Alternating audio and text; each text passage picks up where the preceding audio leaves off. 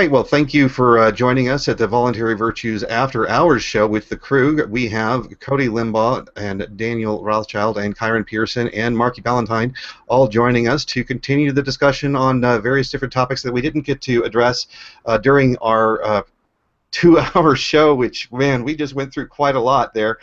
Um, it's amazing how time flies when you're having discussions about all sorts of different things, especially with the idea of the um, conspiracy theory thing. That kind of just whew, big. That was a big conversation there. So first off, though, I do want to just kind of open it up to the panel here and just ask, as far as our chance to discuss with Katie and having her stay on with the whole thing. I mean, do you feel that she really was? I thought she was a great guest and really had some good insights.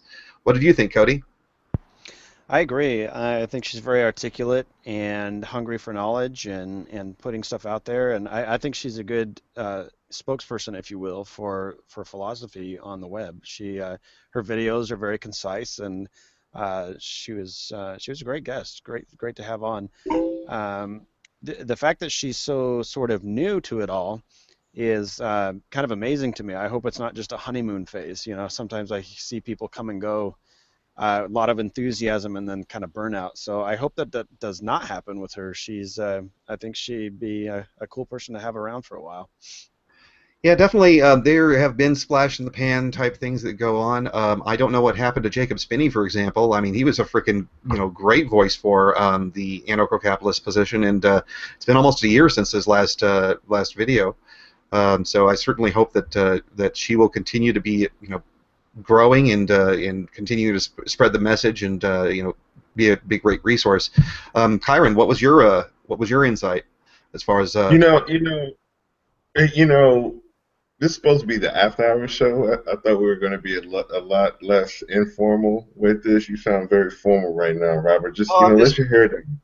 Just let your fucking hair down, bro. Relax. I got stuck in the freaking paradigm. I was freaking hosting the show. I'm stuck in that mode. Give me a chance to decompress and bark out for a little while. Breathe into your balls, bro, as Elliot Holtz would say. Just drink a couple beers. It'll be all right. That's it. Yeah, let's relax a little bit. We don't have to be so formal and all that. I'm drinking up, man. Just give me a break.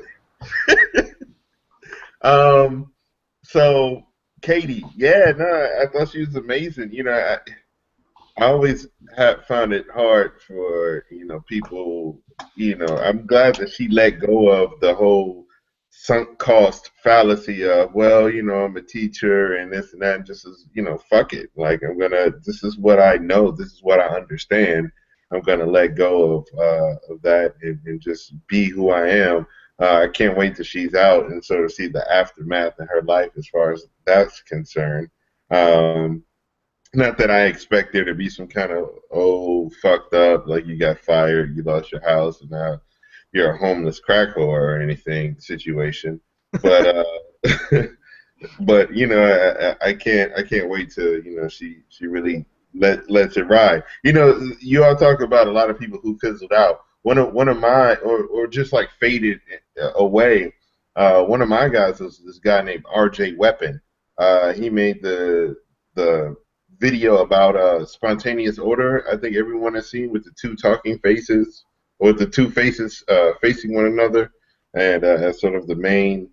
But anyway, he's got a whole bunch. He's got like 10 videos that are fucking awesome, and he made them from 2009 until like 2011, and then he didn't make another single fucking video afterward. He doesn't like call himself anarchist or any of that. He just is a normal dude going through his shit, and it's just like, if you watch these videos, like, he wrote them out, they're scripted, fucking amazing, just gone. And I mean, I actually found them on Facebook, which was I was kind of shocked it was actually him, but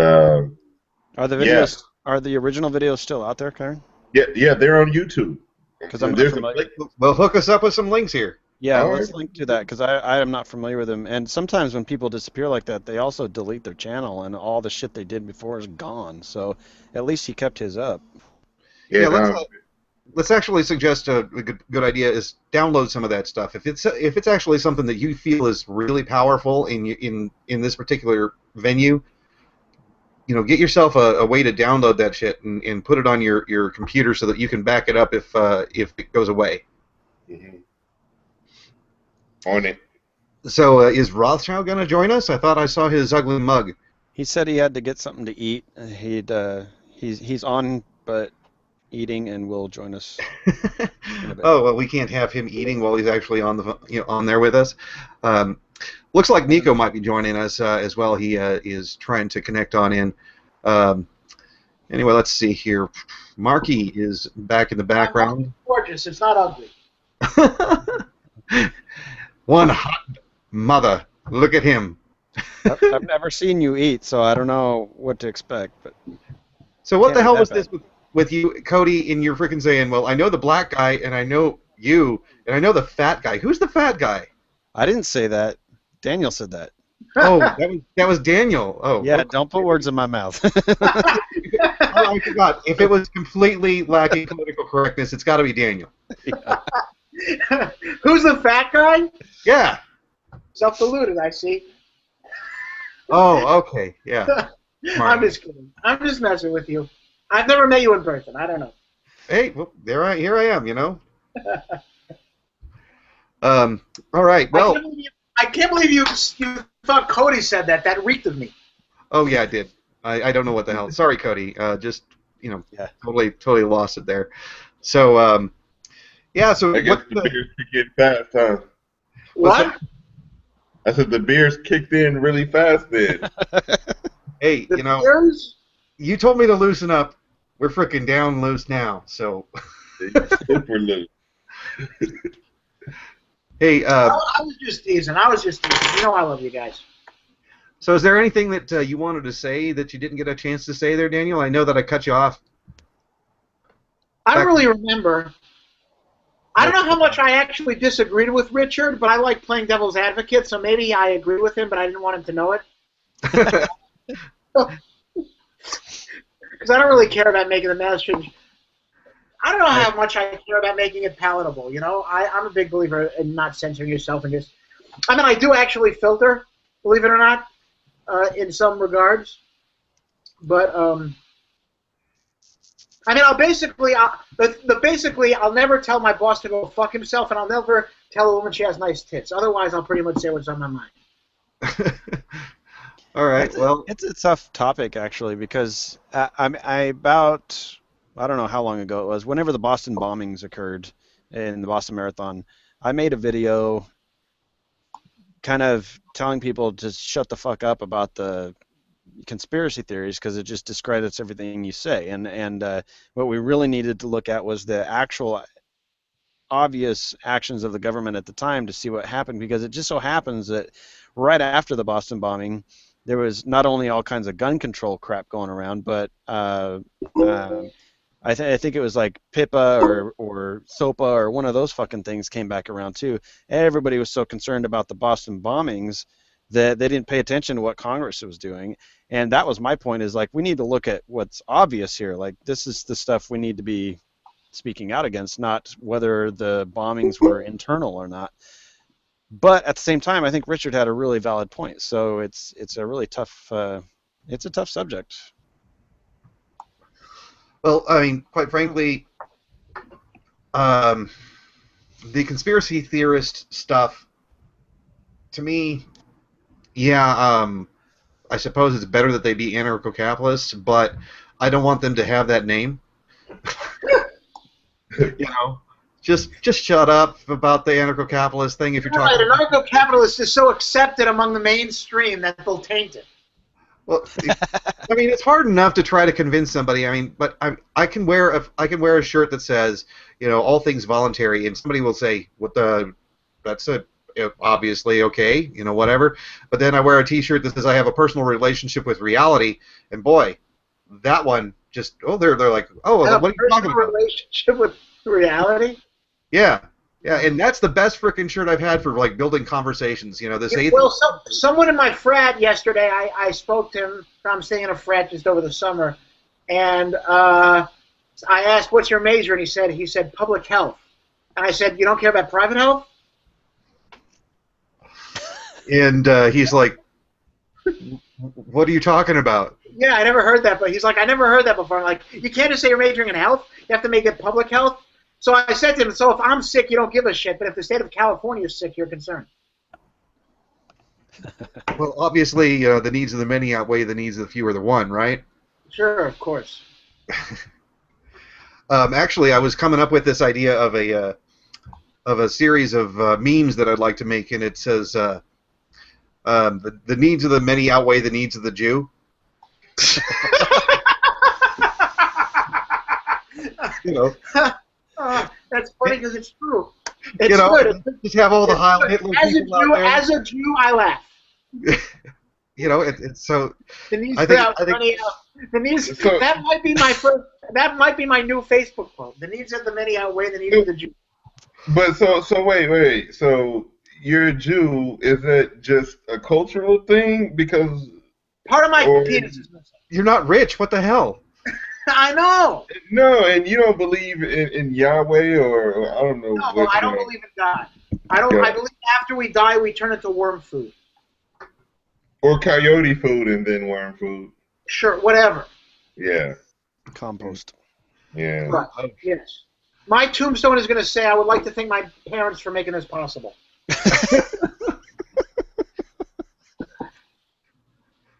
Just have that delivered on a tombstone pizza. My mother never ever got an engagement ring, and I told her, on your tombstone you should have it say, "This is the only rock my husband ever did." Oh boy, Marky, losing track of something there. Let's mute him up. Marky's like, yo, fuck it. Just fuck this conversation. Fuck you. Well, he had Taco Bell earlier. Just got to get out of here. Well, where did he go? Right? Did he go to masturbate or something? What's that? I just turn the camera off when I'm doing it. Why did he leave the room? I think he had Taco Bell earlier. That's what's going on. Oh, I never had Taco Bell. I don't know. He got that objectivist girl gut syndrome. What's the objective is? Oh, was she sick also? Yeah, she was sick off fucking Taco Bell. I think it's from having too much sex, but I guess from Taco. Because wasn't she on Kathy? She spoke about having sex or something? No, I she was don't know. talking about Maybe that wasn't sour cream on that taco after all. What? She was speaking what? What was she speaking about? He was talking about polyamory and how it is more in line with the anarcho-capitalist or voluntarist position that all interactions should be voluntary, and if you make a contract, you should agree to it. And if you've got a relationship where you've got multiple people, each person can provide the market benefit they have for the subjective values that the person has. And you're missing out if you're only dependent upon one source for your physical needs or emotional needs or financial needs. That's ridiculous. Well, I Why? know. I think she's got a good point. Why is that ridiculous? Why? Well, first of all, because I think that there is something. Look, you're allowed to. From a legal perspective, you should be able to do it. But I think from a moral and ethical perspective, unless you have specifically an open relationship. Well, that's her point. Right. Fine. I don't know how many people would necessarily agree to that. I'm horny, so I don't really, I guess if I can get a good working woman to have sex with me under those stipulations, I'd probably do it. But I think there is something nice and romantic about saying, certain things are only, between us. Says the single guy. Well, I'm single too, and I'm all for it. I'm definitely in favor of the polyamory, thing, and I think it is actually a better reflection of a voluntarist situation because, subjective value does suggest that we. So why don't you message Lauren and say to her, look, let's dig into the philosophy. I don't know. Hey, what makes you think that I haven't? No, actually, I haven't yet, but you know what? I think that she's got a great head on her shoulders and a lot below that, too. So, right, and you want her head on your shoulders. quite frankly, Lauren is a great person. I really am very impressed with her, and if she feels that I have something to offer, then I'm, all great, whatever. This is going live, you know. Yeah, it's going live. All right. Everybody's always like, oh, this one and that one. Like, ain't no, like, fuck. Why are there no people of color? Like, I like women that. What do you mean there are people of color? No, hold on. What I'm saying is you know what? You ain't even gotta be of color. Fuck that. Where are the anarchist, libertarian women with the, as we like to call them, badonkadonks? Where they at? That's what I want to know. Badonkadonks? What does that mean? Is that like someone with a big ass? Yeah, yeah. It's a butt. Katie actually. I tried to say it in a way that was colloquially appropriate for my cohorts here. But yeah, fat ass. What a fat ass anarchist bitch is that? No, I'm joking. All right, I'm not a big fan of a fat ass myself. To me, it's just a pooping machine. But to each its own. Hey, well, it has its genetic, advantages of a woman who can hold enough, fat on her could, take care of a couple of kids just in case she got sick. You never know. Well, I'm not saying I'm against good women handholds having too. fat on them. If I'm buying them dinner, I want some proof of purchase. But they got good. It's good handholds as well. Yeah. A little extra something. You never know. Anything could happen. Life is crazy. Yes. Yeah. So, just so you know, Katie Chaos actually has a video in which she basically says, where the hell is the Christian mingle for anarchists? Is she Christian? No. You know what? That was actually tried. I was invited to the group, or added to the group mistakenly, because I've been married for 20 years, but it was called Libertarian Singles on Facebook. You guys experienced that? It was the Libertarian Singles? I created it. Well, it was kind of a shit show after a while, dude. It was basically a sausage fest that would attack every woman who came on to the I site. know. It was hijacked by these Australian fuckers. I'm sort of pissed off at. Yeah, and I'm not pointing fingers at you. I'm just saying. I know. I had to remove a lot of people from the group. I had to do some purges. But I'm like, what the fuck, man? This is to meet people, not libertarians to stay single. Yeah. Yeah, I finally had to just get out of that because it was entertaining at first, even though. I know, I was sort of pissed. Maybe I'll do another one, and I'll look at everyone before I accept them, and I'm going to say, oh, you're from Australia? Fuck you. So I think maybe you single guys may want to start making an effort to get to places like Porkfest, because I think face to face.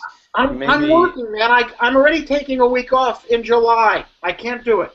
When are you taking a week off in July for what? I'm going to Mises Academy. Oh, nice. Wow, cool. I was thinking about going to the Liberty Fest. Right. So I don't know. Maybe I should have gone to Porkfest instead of Mises Academy, but not everyone gets into Mises Academy. I figured I'd meet people, make some connections. It's probably a better opportunity. I don't know, but I think it's opportunity cost. What? Opportunity cost. Right. You think it's what, Robert? I think it's cool. I'd love to learn more about Austrian economics. I would really love to have it down pat. I mean, every time that I go into it, the best things that I can come up with is time preference, and that one's really going to blow some people's minds. And after they're like, "Yeah, sure," then I'm like, "Okay." So then what? But it helps them, at least that particular understanding of that one topic really helps them understand that the intervention of the fiat money currency that we use. And the problems that the Federal Reserve creates, that's huge. So, I mean, I got that one down. So I encourage you to really study hard and share with us your immense knowledge that you're going to gain from such an experience. I will do so. I just have to buy the plane tickets. It's like $500. It's sort of annoying, but what the hell, It's I don't go to hookers, so this will be my prostitute money. Yeah. Well, I keep sending Nico the link, and he's just not able to get in, I guess. I don't know. Yeah, I don't know. He said to me, I added you to my circle. Can you invite me? I'm not sure how to do that. Well, actually, I think you would have to have him add me to the circle, and the me would be Voluntary Virtues Network. Can you imagine, somebody from the past or even the future in about 40 years looking at this shit like, what the fuck are they talking about? Who? Us? Add me to your circle so I can download it to your meta box.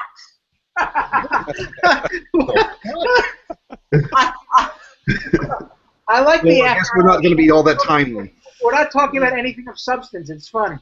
No, it's fucking hilarious. It's like white people listening to hip hop for the most part. I don't listen to hip hop. Hey. You know, realistically, I would like to have my show actually have some sort of like substance so that people can say, you know what, they actually had a huge point right there. That was incredible.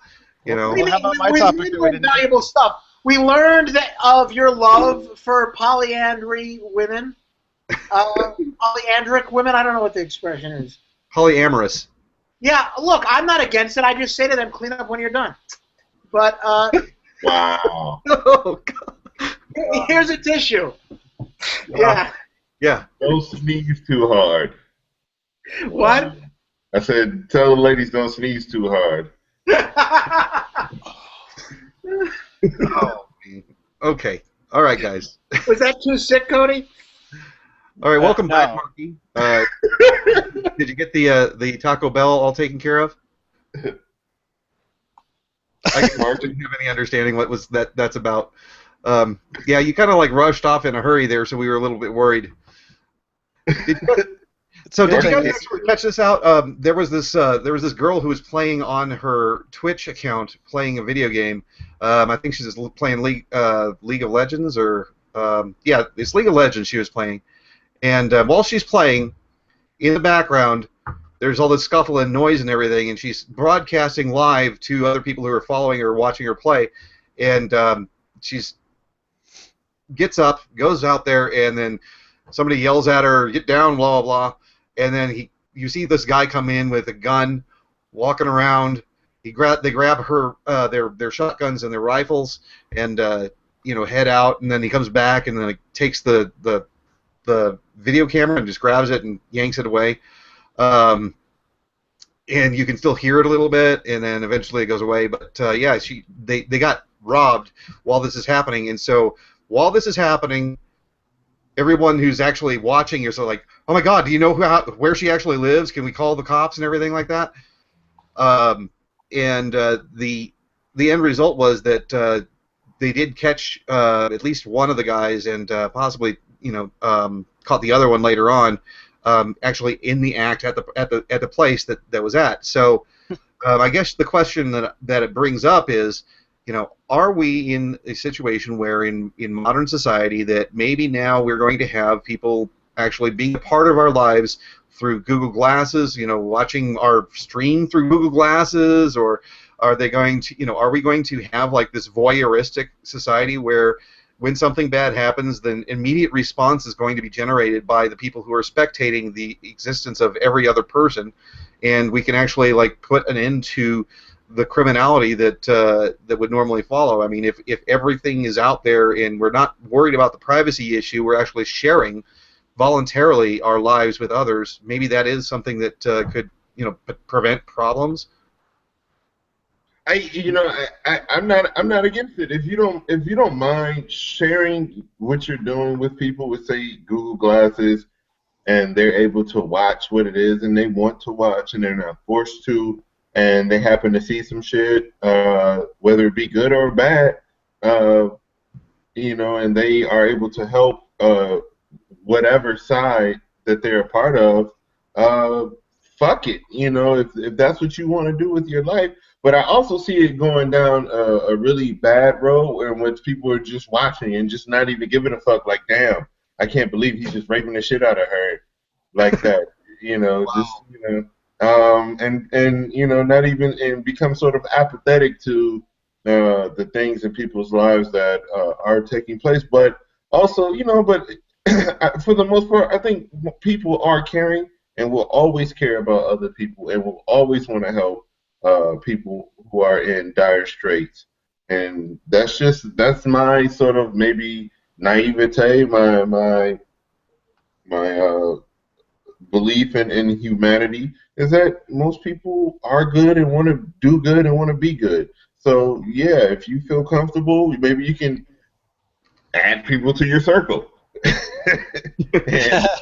No, Kyron, I think you're right, but I think the difference though is, people can watch stuff on YouTube and it's a complete stranger and there's complete apathy about it. It's like, oh, well, that guy's fucked up, car wreck or a motorcycle accident or whatever, and it's just entertainment. But in the case that Robert was just describing, she has somewhat of a connection to the people who are watching her on her channel or her On Twitch. on Twitch or Right. whatever. And it's kind of interesting because a lot of people like to tease Facebook about, oh, you don't have real friends, so you have 2,000 Facebook friends, But that's kind of bullshit. A lot of people on Facebook are real friends. Like I mean, I consider you guys my friends, and we met through these kind of channels, So I think that the more personal connection that we're going to see, the more empathy that people are going to have for each other. And I also think that this is going to help transcend borders too, because it's a very close coming technology. There's like a Google Translate that's coming out where you can have a Google Hangout with somebody who's speaking a different language. And I mean, obviously, I don't trust Google Translate right now because it's shit, but it's coming, and it's you'll be able to have a real-time conversation with somebody speaking a different language face to face via camera during your Google Hangout. And we're going to start to see barriers broken down all over the world. And I mean, I think it's awesome. I feel like most of the conversations are, I got some dick. Can I get to you to give you some dick? You got some what?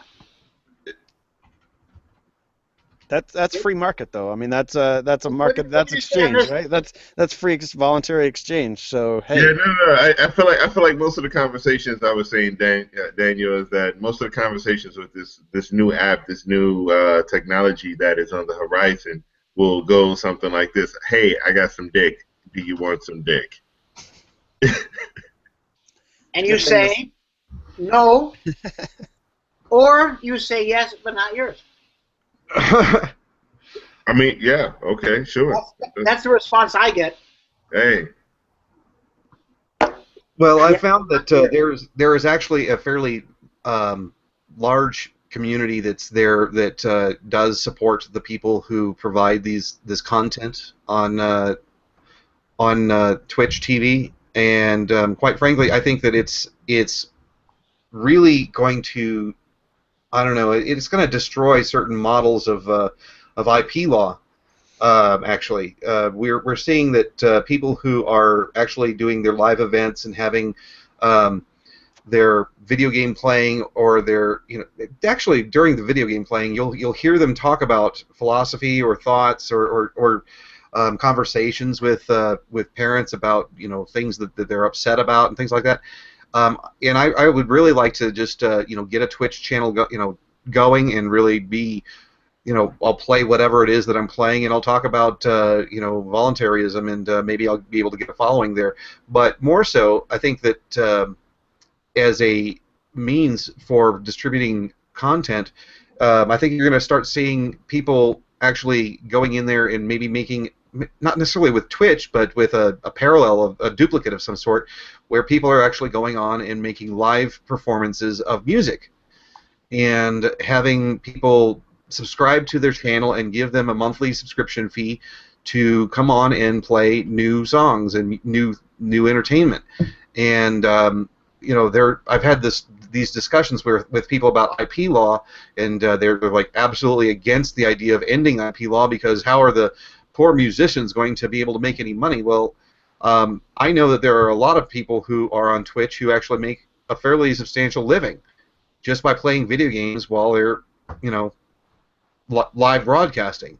They get a subscription base, and people donate individual sums of money or do a monthly subscription, and you make that work. And so I'm looking at it as a model for a new system that can absolve people from the fear of starving artists not being able to produce good music. What do you guys think? I think you've got a point. It could easily supplant YouTube in that regard. YouTube's cracking down even more on the independent. Somebody posted that article. I don't know, was it Marky or somebody that we didn't get a chance to go into on the last show. that YouTube is going to start shutting down smaller and independent labels for music on YouTube. They're going to literally just start deleting wholesale their videos and everything else because they've contracted with the big music labels to have subscription services and such. And they've sweetened the deal so much for the big guys that the little guys were getting screwed, and they're basically just YouTube's basically just going to go wholesale delete them. And I'm not sure. I imagine the next step after that would be going through people who don't even have labels. I don't know if anybody familiar with Lindsey Sterling, chick who Yes. plays violin. Yeah, I mean, she's got a huge music career now, and now she's, now she is signed and she's got a label and everything. But she got huge long before she had IP going for her because she was famous on YouTube for her talent. And I'm afraid we're going to start to see the end of that as far as YouTube is concerned because they've got their head up their ass of all these big corporations. Well, fuck them. There's going to be some new YouTube type thing or some new avenue, some new app developed. Innovation drives the market. Oh yeah, So, well that's what I'm saying. I think Robert's got a point that maybe that gaming app was intended to share video gamers' experiences could easily supplant YouTube for I mean, shit, musicians. Viagra was, how does it start off? Like a heart medication and shit? Now people are fucking everybody on it. So, or arthritis medicine or some shit. Yeah, don't sweat none of that shit. Like, the market will make it happen. Ingenuity, people are going to start figuring out how to use things in guerrilla warfare technology and make it work for them. Like, so I don't sweat none of the bullshit of, oh, YouTube wants to. Fuck YouTube. YouTube can suck several nuts, a whole bag of dicks, as far as I'm A concerned. whole bag of them? A whole bag. This is going to turn into a bit. Yeah, no, that's a Louis C.K. bit. I know, it's a good one. Yeah, so, but, fuck them. So, as far as like actually creating this this venue and so on, I mean, I've got a little bit of background in computing and doing PHP and so on. Anybody out there also involved in the computing industry? I do like internet marketing and SEO and shit like that. I guess that counts. I learned BASIC when I was in grade school. I taught myself BASIC, but then I lost track. I watched a lot of porn. I could only watch, unfortunately. Yeah. I think it's actually really funny that porn is like the #1 best way of getting computer viruses. Viruses from porn, I get it. Irony. I had a friend who said, why would you want to watch porn if you're single? Why do you want to watch other people have sex with women? That's like if you're starving, watching someone else eating a sandwich. Well, I mean, but it's not. It's you can rub one out, and it's kind of simulational, if I can use. No, but imagine you're starving. Yeah, but and you you can't watch get someone full. else have delicious food. You're like, but why can't I have that? Daniel, you can't get full watching somebody eat a sandwich, but you can get off watching somebody else get off. So that's the difference. I got my sandwich right here. I don't need all 5 fingers, but yes, After hours. Like, the pinky's enough. Oh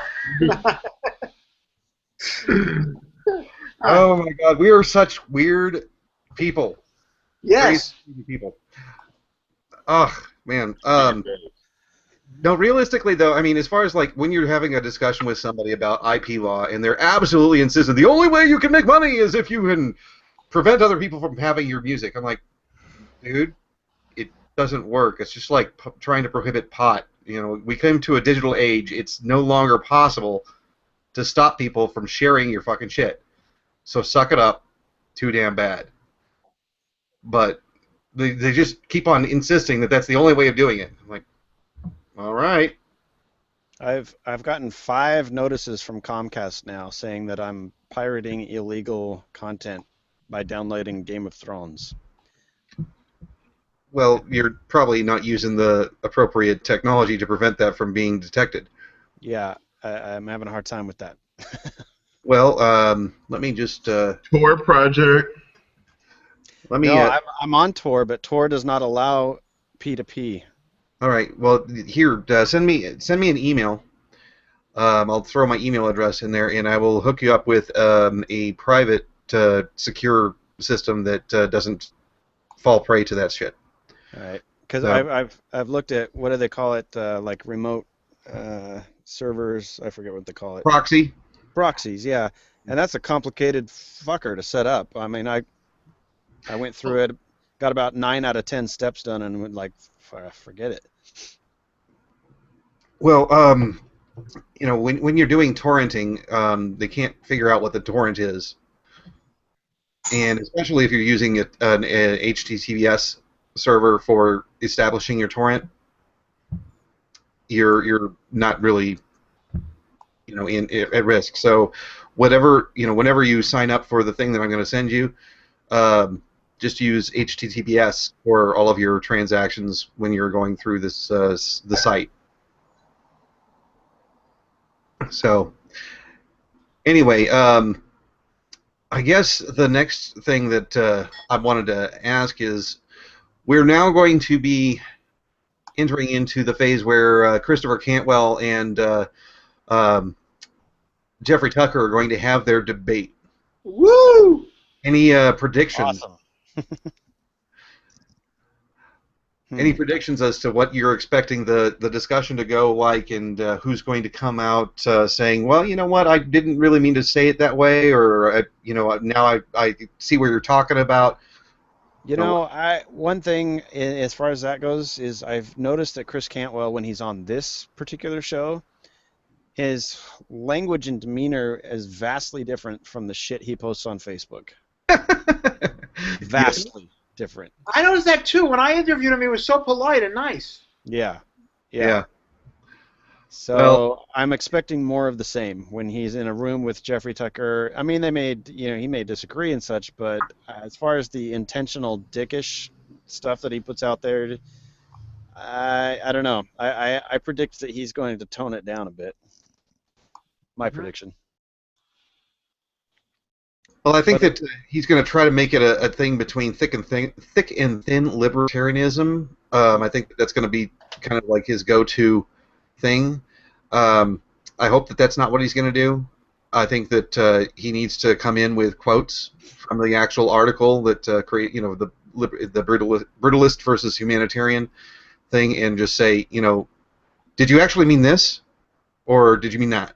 And nail Tucker on what it is. What are you laughing at? Nail. He said nail.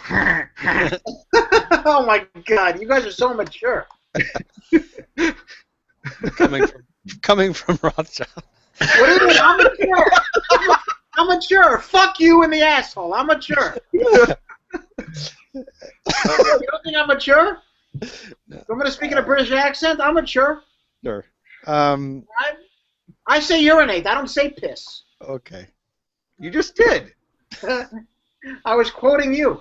Hey, Robert, do you have a date and possible time for that debate? When that's happening and where and all that? It's happening at PorkFest, as far as I. No, wait, not PorkFest. Is it? Is it? Where is it happening? I don't know. I know that it's happening soon, and I know that they're both in New Hampshire, so can't say. I wouldn't know. But I know it's coming up. Anyway, I think that you're right that we're going to have a softer, kinder, A kinder, gentler. kinder, gentler. The what was the thing? What is it? Caring conservative? Passionate. Passionate. Conservatism. We're going to have the compassionate. Bombs people and fucks them badly.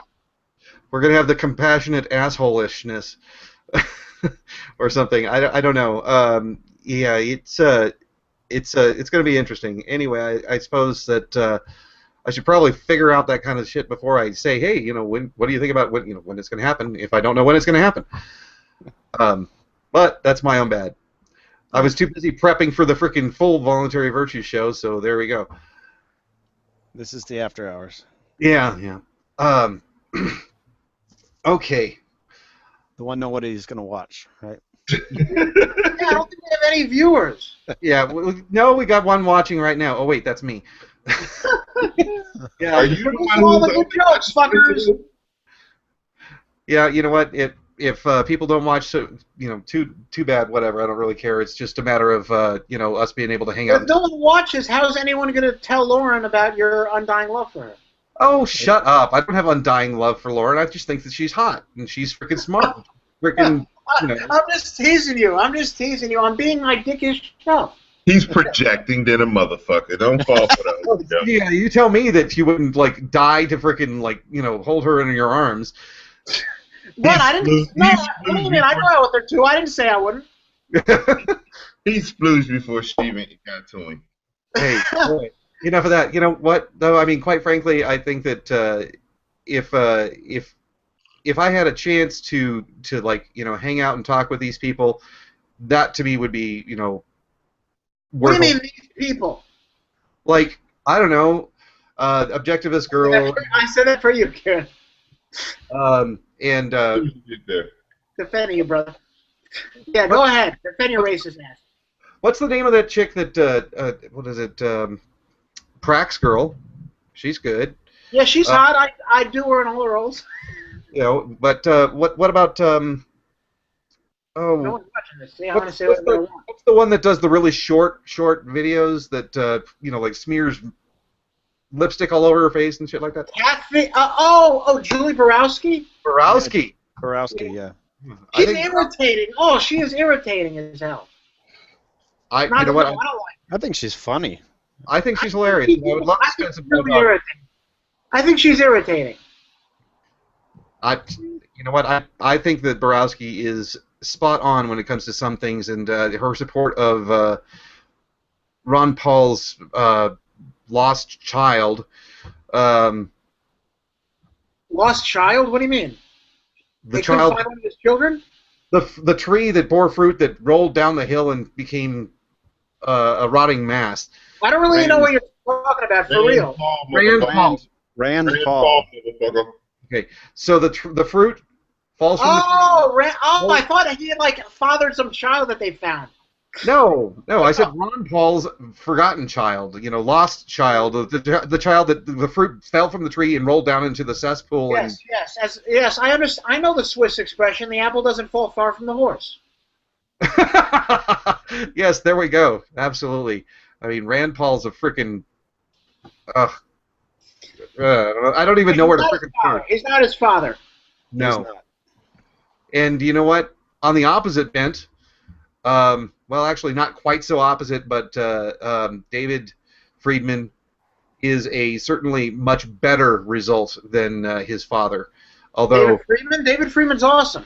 Yeah, and his father was quite great, but we got to say David just blows him away when it comes to logical consistency. Yep, David blows him away. He's the peanut butter of the Friedmans. What does that mean? What the hell's the peanut butter about? Everybody always talks about peanut butter consistency. You make it to he's the peanut butter. He's the peanut butter of what? Of the Friedmans. Yeah. He's just consistent. People always talk about peanut butter consistency. That's all. I don't know what the hell you're smoking or what the fuck you're talking about. You know what? I'm a crunchy peanut butter guy. So yeah, I love crunchy as well. That's all right. That's you're preaching to the wrong choir. Like. What crunchy is the shit. Creamy can go suck a dick. God, guys. You know what? I only ever liked creamy when I was a child and I had all of these teeth that were coming in or being pulled out early. So I had these gaps where it was just the peanut would press into my gum, fucking hurt like the dickens. That was the only time I didn't like crunchy peanut butter. After that, it was on and popping. So, Robert, you're going to put this in the description, in the title, right? Oh, yeah. Consistent peanut butter, crunchy or creamy? Which do you like? There is no consistency. It's the motherfucking consistency that's the issue. That's the title of this show. Consists of peanut butter. Yeah. No, I'm gonna be like. I think I'm just gonna go ahead and delete this one. It's a great show. You delete it, I'll be very pissed. This is the bomb, man. We bunch of anarchists This guys is, like this is talking the about best stopping material we've done. Download All right? it. Download it, Daniel. Wisdom. Crunchy's Download better it. than creamy. That is going to change the world for the better. Porn and peanut butter. That's the title there. Porn and peanut butter. Nice. Nailed it. Okay, you mix them, they're combined. Nailed it. That's what she said. Damn, gotta love it. Yeah. What kind of jelly you like? I think after hours, I think we should make it so that you have to drink at the start of after hours. Yeah. Well, there we go. Got the Miller Lite. I think that should be. I think we should make that like the ground rule for after hours. We have to start drinking once the after hours starts. I started drinking on the last show. So Yeah, I know. Yeah, shit happens. So I always get like a little jealous of you, Cody. I mean, I look over and I see you like, wow, the guy's sitting outside in the beautiful sunlight and enjoying it, and it's freaking like dark as hell here, and I'm stuck in this smoky room. Well, that's my own fault. But what you don't know is right now he's having his balls massaged by a very petite Thai woman. No, seriously, Cody, where are you at? Are you out in California or Hawaii or what? I am in sunny Portland, Oregon. Oh, Portland, Oregon. Sunny in Portland, Oregon. Which is pretty funny because it usually rains like a fucker here. That's why I'm outside. Every chance I get, I'm outside. How much does a fucker rain? A lot. A lot. Not a fucker, a motherfucker. Oh, a motherfucker. Actually, the continental U.S. is only rainforest is in Washington, which isn't too far from where you are, right? Oh, I'm like 20 minutes from Washington State. So I live in a rainforest. Look behind me. I mean, here, check this out. This is my view from my backyard. Trees, my barbecue. Trees. There's more trees than people here for sure. And we're gonna have to make a parallel to the song "Shoes" called "Trees." You guys ever see this the YouTube video "Shoes"? Shoes. No. Shoes. I got no shoes, but I complain until I bought that song. No. Shoes. Let's get some shoes. Shoes. These shoes suck. These shoes rule. I haven't seen that. You've watched way too many YouTube videos if you've seen that video. I've got a crap ton of time on my hands, but that one had over 1 million views, so shut up. All right. I have something for you, though, Kyron. Go ahead. Speak on it. Turns out that my parents are wanting to get together and have a sit-down about the distribution of their assets when they pass on, and both of their health is questionable. So turns out my dad owns a bunch of property in Arizona. So maybe I should put in dibs on that one. I would put dibs in on that. I would do it. So I might be able to hook us up with a place to start making Earth ships. Hey, look, this is what I'll say. Is that, if we can make something happen as far as that is concerned, I'm in. And just, sell it to people who are anarchists and have them come and create, some kind of anarchist existence with one another. Like, instead of having these things be here in this sort of meta world that we've created. I don't even know if I'm using meta right, but I feel like you can never abuse the meta. The meta is always and forever whatever we describe it to be. Right. And so we create something that is actual and tangible, and so that the government can bomb us and kill us all. And that way we'll live forever. In the minds and hearts of the future. That will be completely erased from because we're dead.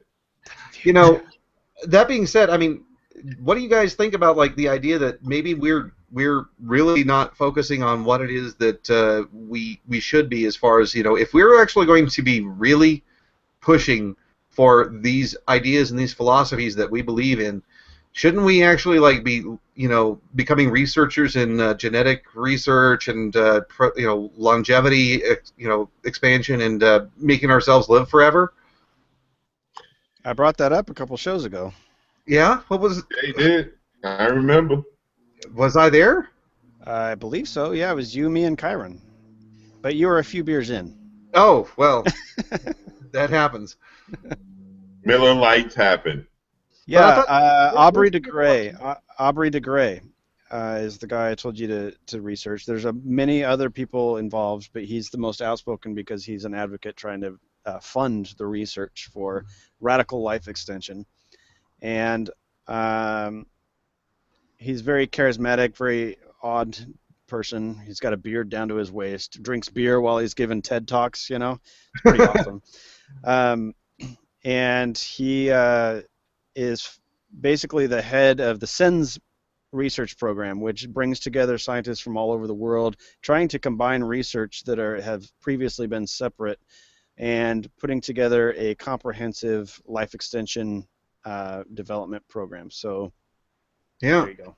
Well, I found out there was. And I'm sorry to interrupt. Go ahead. But he, just as a side note, he also says that he's got several people who tend to back him up, and many of them are people with terminally ill relatives and things like that.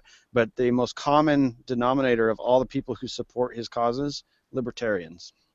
Awesome. I've done a little bit of research in this, and it turns out that there are a couple of different. I think they're hormone creating organs or components of an organ that if you destroy them in a certain, I think they did it with some monkeys or with some rats or whatever. If you destroy it, then it extends the lifespan of the creature by double. And one of them was their ability to procreate. So, would you have your testicles smashed if you could live twice as long? Smashed is kind of a violent word. Okay. Remove. Which is funny because smashed means to fuck in sort of colloquial like hood. I smashed the fuck out that girl yesterday. Yeah, all right, that's what's up. It's irony as hell. Smash your genitals. But if you had to have your nuts removed to live twice as long, what would you do? Would you say, "Hey, let's go for it"? What would be the fucking point of living? Like the whole point is to I don't know. I'm not saying you Why can't. would I want to live twice as long without any testicles? What the fuck's the matter with you? You live twice as long, but you could still get a hard-on. It's No, just, you can't have sex? you can have sex, you just can't procreate. Oh, who cares? I don't want to do that. You don't want to procreate? No, I want it to end with me. Huh? What? You just say have your testicles smashed. If your testicles get smashed, your body's not producing all that much testosterone from a man perspective to even want to have the want to fuck. You're saying that women who have very minimal testosterone don't want to fuck? They do have testosterone. That's what actually is minimal. making them want to fuck. You think Huh? it's only testosterone that makes human beings want to fuck? No. Okay, all right. So maybe we just get some sort of add-on like biotech thing that says. I don't know. I mean, but estrogen, I feel like for the most part, makes women want to fuck dudes. I don't know. I could be wrong. Well, I will say this: that if you are an anarchist and you're a male, stop freaking eating tofu. Why is that? Tofu increases the amount of estrogen that a male produces, and decreases their libido. It's a bad shit. Don't eat tofu. Actually, the guy, it was a black chemist in like the 1930s or 40s or some shit for Dow Chemicals. Like the only black chemist ever. There's actually PBS documentaries about this guy. And he developed an estrogen simulator because his wife couldn't get pregnant from soybeans, which is what tofu is made out of, and gave it to his wife, and they were able to conceive a child. Yep. So what the fuck is with my microphone muting thing? I tried muting it, and then did you guys hear my freaking can pop? No, we didn't. Oh, okay. Well, for some reason it changed the camera view to me. Anyway. Boot you out? Anyway, well, what subjects did we not cover? Oh, Net neutrality. Net neutrality. Were we supposed to cover that shit? And what the fuck is with net neutrality? I really don't understand it, because to me it seems like, all right, well, there's these companies that have a product that they have ownership of, and they should be able to charge people what they want for what the traffic is and to do what the fuck they want. Exactly. Now, but since it is a cartel, then we have to create a, another bandage to a wound that was created by the government. Wow, you just summed up my fucking argument all at once, not even knowing what you're talking about. So net neutrality sounds terrible at first because it's basically giving preferential treatment to some companies, big companies like Netflix or whatever, and no competition can come up naturally behind them because they'll be restricted to lower internet speeds, slower internet speeds, more expensive access to the network, etc. And so you need net neutrality laws to enforce that everybody gets the same product so that smaller companies can come up and compete with bigger companies. However, we would not need net neutrality if there wasn't already regional monopolies on the fucking system to begin with. So Comcast and Time Warner and all these huge mega corporations that are backed by the government have essential monopolies over certain geographical areas, and if they did not have these monopolies, then it wouldn't matter if they gave Netflix a deal for faster internet and shut out the smaller companies. It wouldn't matter because some other internet provider would be able to come in, give those smaller companies a voice and higher speed internet and blah blah blah. But unfortunately, the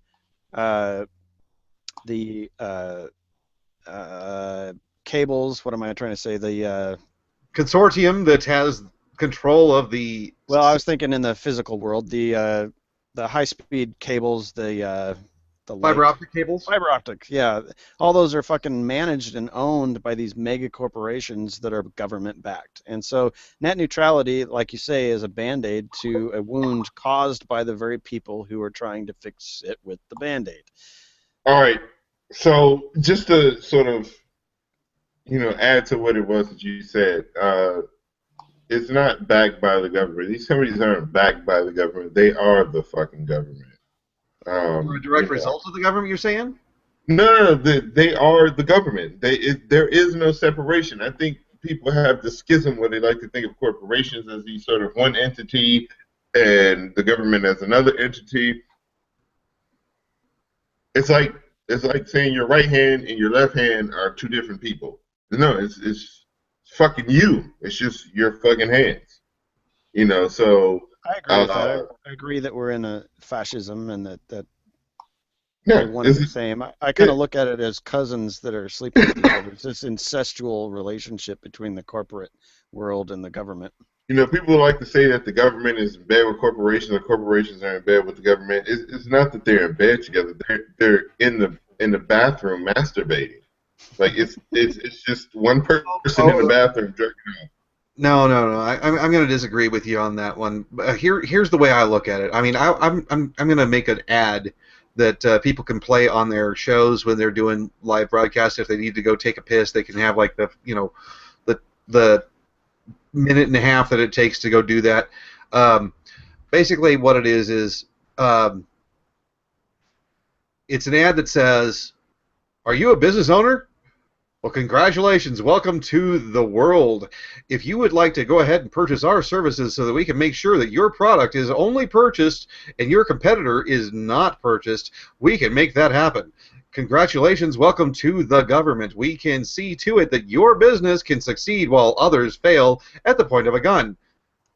That's what's going on with government. It is creating a situation where people have no alternative but to buy into the purchase of lobbying power. If they don't, their competitor will, and it'll put them out of business, and their hands are tied. I think this is a very good illustration in Atlas Shrugged for all her faults and all the bullshit surrounding Ayn Rand. When you read Atlas Shrugged, you get a very clear picture of exactly what you're just describing, because the railroad and the metal company and Road and Metal and all this chose to not get in bed with the government, and therefore were basically forced out of business because of the corporatist fuckheads who had people working in the government, lobbying for them, kowtowing, and it was this, I scratch your back, you scratch mine, and the people who are trying to make a legitimate living by providing a service were pushed out of the market. See, I think she makes a very, very strong illustration for that. This is my point to all of that. You know, the division of corporations and the government. The government starts with corporations. All right. You can't get sort of the corporate Oh no, moniker. no, no, no. Speak on it, because I was going to go into my point. No, I'd like. Well, I mean, if you want me to make my point, then I'll make my point. But I mean, I want you to feel free to, like, you know, elaborate on your point too. Because look, here's the way I look at it. We went from a society that was basically walking around where we got guys with spears that are taking down mastodons and whatever. We're freaking like trying to survive, and there's this guy who's super freaking powerful as far as, like, you know, being able to take down big game. You know, he's this big badass, and he gets to fuck all the women. And then he is getting old, or he has a friend who is also fairly, I don't know, feminine in his physiology. He doesn't have the muscle mass that it takes to take down the mastodon. And together, as he's getting old or whatever, they come up with this idea that all these big scary things that are in the dark need to have some explanation so that they can use it to create fear amongst the rest of everybody else. And so they create this institution called religion. And they threaten that that the sun's not going to come up, or that they're going to change the crops or whatever, and they use their power of influence because of their strength to create this fear system. And they say, if you don't continue to follow me or my progeny, bad shit's going to happen. And so it's a religious institution that starts. It's, you know, this mysticism, this fear of the unknown that we create in our minds, and some smart guys basically used it to leverage power over other people because of their fears. And then it went from the divine right of kings into a divine right of heritage through the kings that you know, would have children that would be given the royalty. And then it went from that into the divine right of paper or documents that said, all right, this guy's the legitimate ruler of you. And then it went into the divine right of the mob, which was the population voting, quote unquote, for a pre-selected, you know, person. And it was the use of this belief of the unknown being violent and, you know, horrible. And it's actually true. I mean, we know that the unknown can hurt us. There's a lot of bad shit that's out there that will come and kill us. If we don't subscribe to some defensive mechanism, we will fucking die. So we got to fucking, you know, come out and say, all right, well, what we're going to do is we're going to form a local militia and fight them off, or we're going to you know, subsume ourselves to a king or to some sort of group that's going to protect us, like a parliament or whatever. And every person is doing all this out of fear instead of saying, all right, well, yeah, I'm going to do it, but I'm going to do it in a voluntary interaction.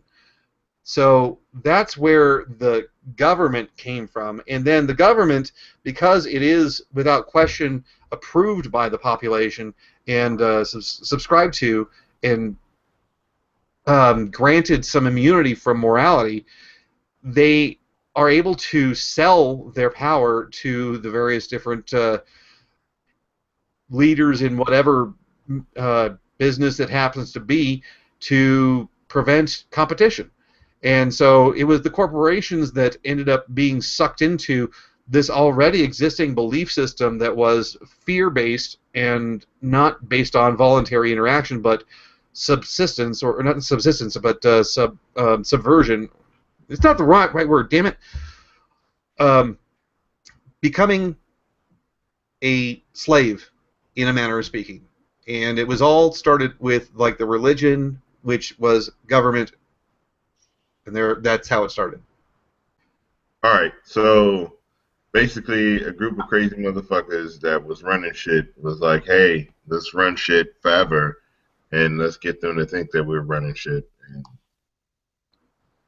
then they got in power, and then everybody has to sort of kowtow to them to make them, give them some access to some of that power that they've accumulated.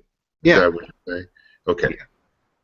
So, but again, you know, they sort of work together in a not so symbiotic. I mean, it's symbiosis. It's mutualism at best.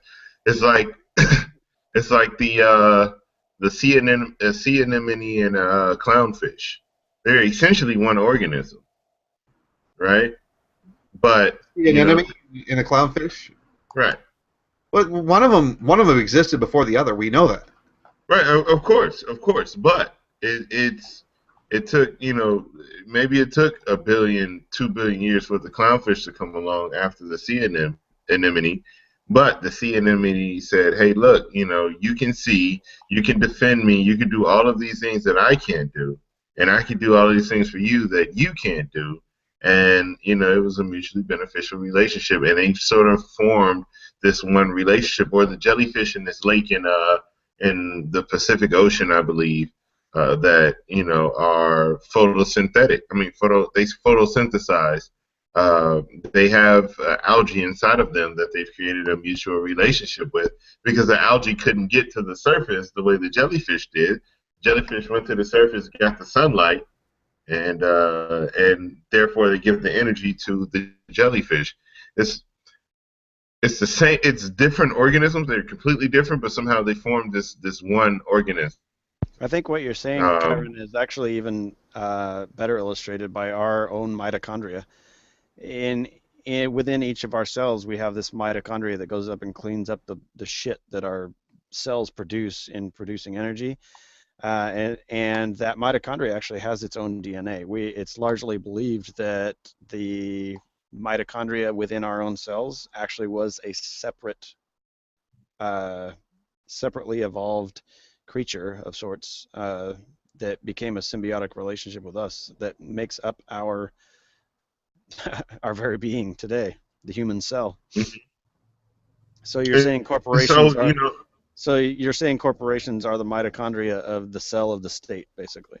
Exactly. They're very much a part of the organism, and it may be sort of the separate thing, but it's a part of the organism, very much the way your leg or your foot or your arm is sort of this separate thing, but it's a part of you. It makes the totality of who you are. And you can't really say, oh, it's the arm. The arm is doing it. No, the arm is a part of, the person, or the entity. So to think of government and corporations as these sort of bifurcated, these two separate things, I think is erroneous. I think here in the States and in any fascist system, you're right, but I don't know that they're necessarily one and the same, because you can definitely have a state without corporations. You cannot, however, have corporations without the state.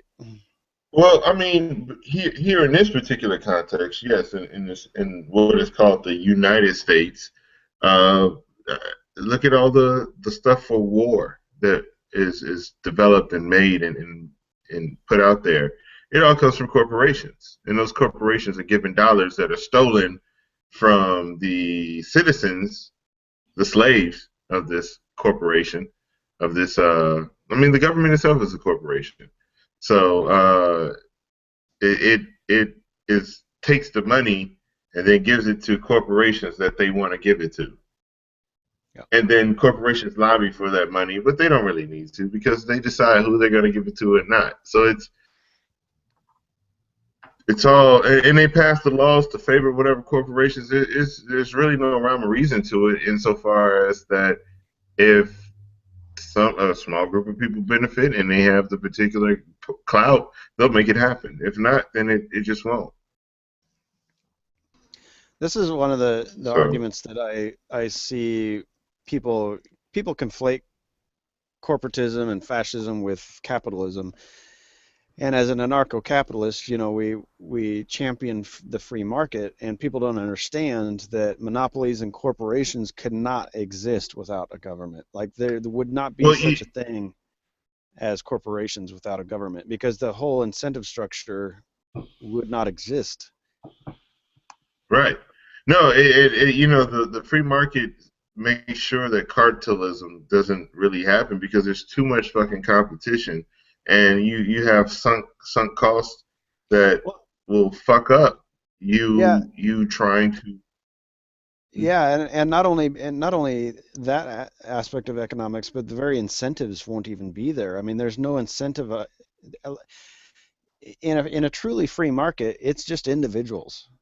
Like there would be no Microsoft. It would just be Bill fucking Gates. It would all come down on him. Like there is no Microsoft. It's just Bill Gates.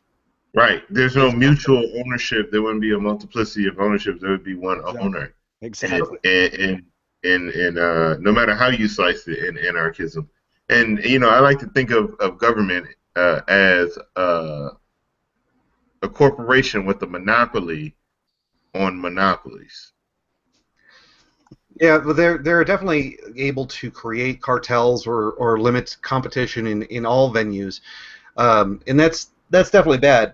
Uh, the thing is that to me, it's the acceptance of the principle that there is a group that is assumed to have a legitimate claim of exclusivity on something, and in this case, it's the use of violence and judging and educating and all that kind of stuff. I mean, for some reason, we came to this belief that there is only going to be justice if there's one final arbiter, and I just don't buy into that. And that's where we get into a lot of problems with the objectivist position. Is that if you don't have an objective position on something, well, what the fuck? Who decides what objective is? Why is that considered to be like some end-all be-all because you subjectively chose objectivism as a choice? I mean, to me, consistency is a good rule for thinking, but I don't know. The problem all originates to fear of not having some situation resolved in a way that you think it should be resolved, instead of actually letting these microcosms of interaction actually form relationships and form contracts that have the result of what's called repeat dealings, where you end up creating a positive sum game. I mean, we live in a society where it's kind of like the prisoner's dilemma, where if somebody is put in a situation where they have to choose whether to defect or break the rules, but they get a big benefit from doing that. Well, if you don't have repeat dealings, there's always the benefit of breaking the rules and becoming a person who takes advantage.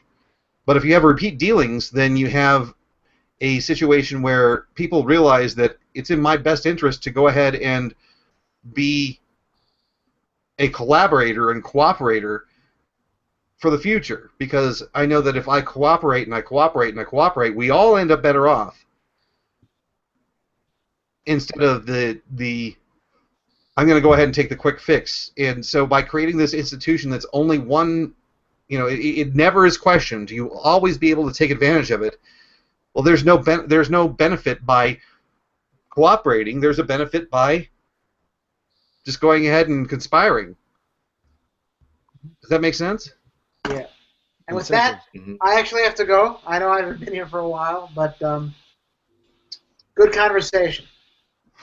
Cool. I see. No, I see you finally compiled your porn list that you're gonna fap to, and it's already in set, and now you're gonna. Maybe I'll be back in a few minutes, but for now. So, Cody, what do you think of that? As far as like the idea that by creating this assumption of legitimacy that will never be challenged, that it creates a incentive to be take advantage of the situation now and not worry about repeated dealings in the future because there's no other choice. Oh yeah, I think maybe an easier way to sum it up is just follow the money. I mean, there's such an economic incentive. I actually said this, maybe it hasn't come out yet. I did an interview with Tiger Lily Gonzalez, and she was talking about taking welfare, for instance. And I was kind of defending the person, like if you're going to take something from the state, it's sort of an obvious, I don't think that it necessarily makes you a hypocrite if you're an anarchist and you take something from the state, because the incentives are built in. You basically are in the system and don't have a choice. I think that corporations are incentivized to such a degree that they don't have a choice. I say they as in the individuals. If I start a small business, which grows into a medium-sized business, who eventually is a huge market force, I'm going to have very little choice but to buy into the corporate violence, because all the incentives are there for me to have to do it. So it's either buy into it and become part of that system, or likely go out of business, because my competitor will take advantage of those same incentives and force me out of business. So it's the classic term, follow the money. Yeah, definitely. As far as the idea of a business that chooses to not buy into the tools that are available to them, the tools are there. And if you ignore the tools and somebody uses the tools, they're going to be coming out ahead of you every single time unless you are really fucking good. I don't think I can think of any institution that has tried to create a product or service that didn't attempt to manipulate the situation through government power in some shape or form. Look, the government doesn't even need to. I mean, corporations don't even need to do that. If the government thinks that your product or whatever is going to be, what they need to do what it is that they want to do, they will co-opt you. They will buy you out. They will give you so much money. I mean, look at fucking Facebook. Yeah, the example I was using was Elon Musk, because he recently released his patents for the electric car, what's it called, Tesla, and was basically saying, okay, we're not going to enforce our patents on Tesla. If you want to compete with us, you steal our stuff, please steal it, because we want to see this technology progress. And I see a whole bunch of ANCAPs on Facebook bitching about Elon Musk. Oh, that fucking hypocrite, he took $500,000 or $500 million from the government in handouts. He's just still a corporate shill, a corporate sellout. He's not a capitalist, blah blah blah. And I'm like, wouldn't you? I mean, if it's gonna promote your business, if it's gonna get you further, you're gonna fucking take whatever's available. And if you don't, you're out. He's not gonna exist without those things in the current state. Like, he's in the system, he's in the matrix. He has to obey the system that's there in order to even survive. So my hat's off to him for releasing those patents. I think it's awesome. I think Michael Reynolds, the inventor, or the guy who came up with the concept of Earthships, I think he says it best. Be the virus, right? Elon Musk is being the fucking virus. Viruses can't survive very long outside of the body, outside of the human body, or whatever body it is that they're infecting. But, once they're in, they use the infrastructure that the body has already created in order to bring the body down. Be the virus. Fuck it. Get in and have the philosophy you have, and then you upload your fucking software into the system and shut the system down. I mean, why not? One thing I've noticed about Elon Musk is like, I I think it's just awesome. He in many instances is practicing anarchy, and he has never once gotten into these kind of philosophical discussions that I'm aware of, and he probably won't because it might have a detrimental impact on his business. And that's all this guy does. He's just a creator. He creates and he creates. He came up with, like, he invented PayPal, sold it off, now he's got SpaceX program and all this. I saw another interview with him about 2 or 3 years ago on TEDx, and he was talking about the SpaceX program and why he did not file patents on his spaceships that he's building. And his comment on why he didn't create patents in the first place is, he says, well, my main competition in the space program are governments. Well, the very people who enforce patent law are governments. So I don't really trust the very people who are enforcing the patents to not steal my ideas anyway. So rather than file patents, I'm just going to keep my trade secrets secret. And that was his answer. It's almost like he's inadvertently stumbling on to anarchism because he sees that the system is fundamentally broken. As smart as he is, would you say that he isn't completely already aware of anarchism? Well, it's hard to say. I mean, look at Bill Gates. I think he's a pretty smart guy in his own way, but he also promotes a lot of socialist bullshit.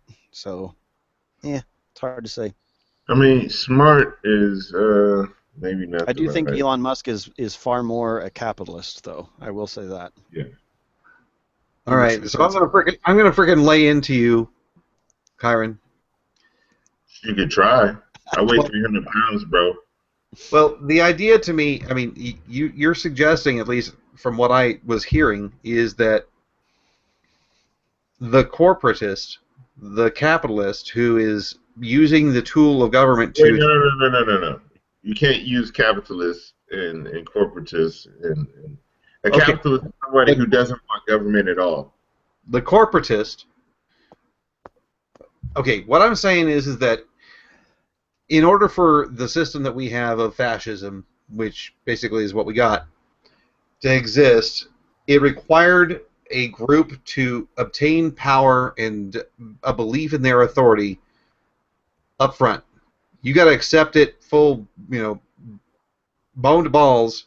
You're all on board with the idea that there should be some individual group of people that is in charge of shit. Me? Wait, hold on. Oh no! This is the position that I'm thinking that you're saying, and just correct me if I'm wrong. But you're saying that it was a collaborative effort from the people who wanted to produce marketable goods and to produce services and products, that they ended up conspiring together with people who had initially, I don't know, created some sort of political movement. To me, it's the idea. To me, it seems that it's kind of obvious that the system of political movement came from a different bent. It was a fear-based, not a providing-based system, where they said, if you don't do this, you're going to suffer, and so buy into us as a political entity, whether it be a king or a pharaoh or whatever. And then the merchants that are out there trying to sell their wares said, well, fuck, I can't compete if I don't have the ear of the king or the pharaoh. And then they brought in an additional level, but it all started with this acceptance of, if you don't do what I say, you're going to suffer. And it's a religious belief that started the whole political thing. And so, but you're saying that it's actually like collaboration between the merchant and the politic. No, I'm saying that there was never. I don't think that there ever really was a divide. I think that there were, even a religion. You're selling the religion. You're selling the safety of what this religion has to offer. These are all salesmen, and so salesmen go to other salesmen to beg the favor of getting put on, as we like to call it. And so, like, there's never been any like divide in what's going on. It's all religious in a sense, So how is it? because it's all. So what I'm basically saying is that I've heard arguments from anarcho-socialists or anarcho-communists who believe that it is the innate nature of capitalism to create a government. No, absolutely not. I mean, government and capitalism are like they don't want to go together. Anybody who's a capitalist does not want anything to do with the government because the government will try to take away from their profits. If you're truly a capitalist and all you give a fuck about is how much money you make and making the most money, why would you want to give any of that to the government? It's like if you ask a pimp, hold on, a pimp will tell you, people say, oh, we try to get our girls strung out on drugs so that we can get them out there hoeing. It's like, I'm a pimp. My whole goal is to make the most amount of money. What kind of pimp do I look like giving my money to the motherfucking crack man or the heroin man to have my hoe out there on the stroll? That's not very smart. I can get into her head and have her out there on the stroll hoeing and making me more money and giving it straight to me instead of giving my money to the heroin man or the coke or the crack man. It's the same way. A capitalist doesn't want to give their money to the government. These are corporatists. These are statists. These are people who are already, using the gun to force people to do these things, and they're not against forcing them to voluntarily give them their money. In a sense. All right, Cody. I think you heard what I was saying, and I just want if you could rephrase what it is that I was saying and challenge Kyron on this, because I think that he's in agreement, but then it's in the idea that it was a collaborative effort to move towards that is so I think the ideas that you guys are maybe differing on is precedence. So one did not. So Kyron, when you say that corporate entities or corporatism and the corporations and the government are one and the same, then I think the impression that gives is that you think that that they were formed in conjunction with one another, when in fact the government preceded corporatism. The government makes the incentives for individuals to form corporations and use the state violence to their own benefit only because the incentive is there to do so. So I think the point that Robert's trying to make is that they're not one and the same because the government preceded. Okay, but at this point, it's like you said, is our mitochondria its own organism now? Well, they were kind of like one created a circumstance where the other one could flourish. But they're doing it together. And so they formed like Voltron. And Robert, I think what Kyron's saying is that the corporate heads, the influencers in the big corporations are essentially they are part of the structure that is our government. It's not essential. I mean, look at the revolving door between the FDA and the Food and Drug and the EPA with Monsanto. It's like these motherfuckers do 1 year in the government and then they do another year at the corporate headquarters getting their commands to go back to the government and lay down their policies. There's no separation here. It's just straight. There's just straight running roughshod over people and over what the laws and everything laws and everything are. Like they're creating the laws as they go along. Well, yeah, And yeah. you, We all admit that it's the corporatist is going to use the government to achieve his goals. no, they're not using it. It is the government. Okay, I don't know. I disagree. I think that I mean, look at everything that the government is, right? It's a they're group of men. trapped. They're trapped in the situation. If you They're not don't, trapped. No, they are the situation. Like I said, look at the revolving door between Monsanto I got and that. huh? I got that. I understand that they're No, they're not trapped. They're running the show. dude. If there was no show, they couldn't be a part of it. And so what I'm saying They is that created the show. no, but the government is the show. The government was the start of the show. The government was the one that created the show. And these other But people, what's so crazy is what I'm trying to tell you is that this government was created by a corporation. What was the Dutch East India Company? okay, well, as last I recall my understanding of the East Indian Corporation and the creation of it, what happened was it was occurring under the crown of Right. Britain. It came here and then begat a British government. England crown existed for, I don't know, probably like what, 200-300 years prior to that. Right, but what I'm But they're saying stuck is, in the paradigm. but the paradigm it's like which one came first, the chicken or the egg? No, the chicken is the government. Okay, the egg was the result of the insemination of the chicken by people trying to take advantage of the fact that we had a chicken. Okay. Right.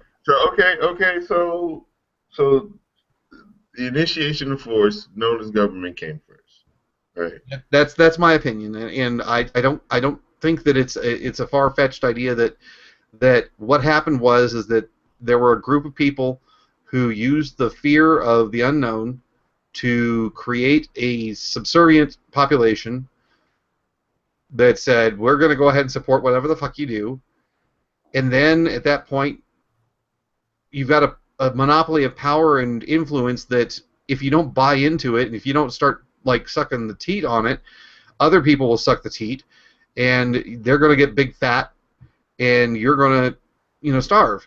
If you don't have the initial situation of this mythology of government, then you have people just doing their thing voluntarily.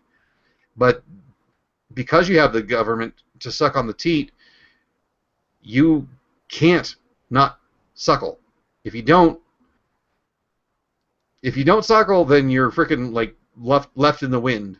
And maybe you might come up with some surprise bone of thing in the environment where you could just go ahead and benefit from, like the United States did back when we had all these people immigrating here for freedom.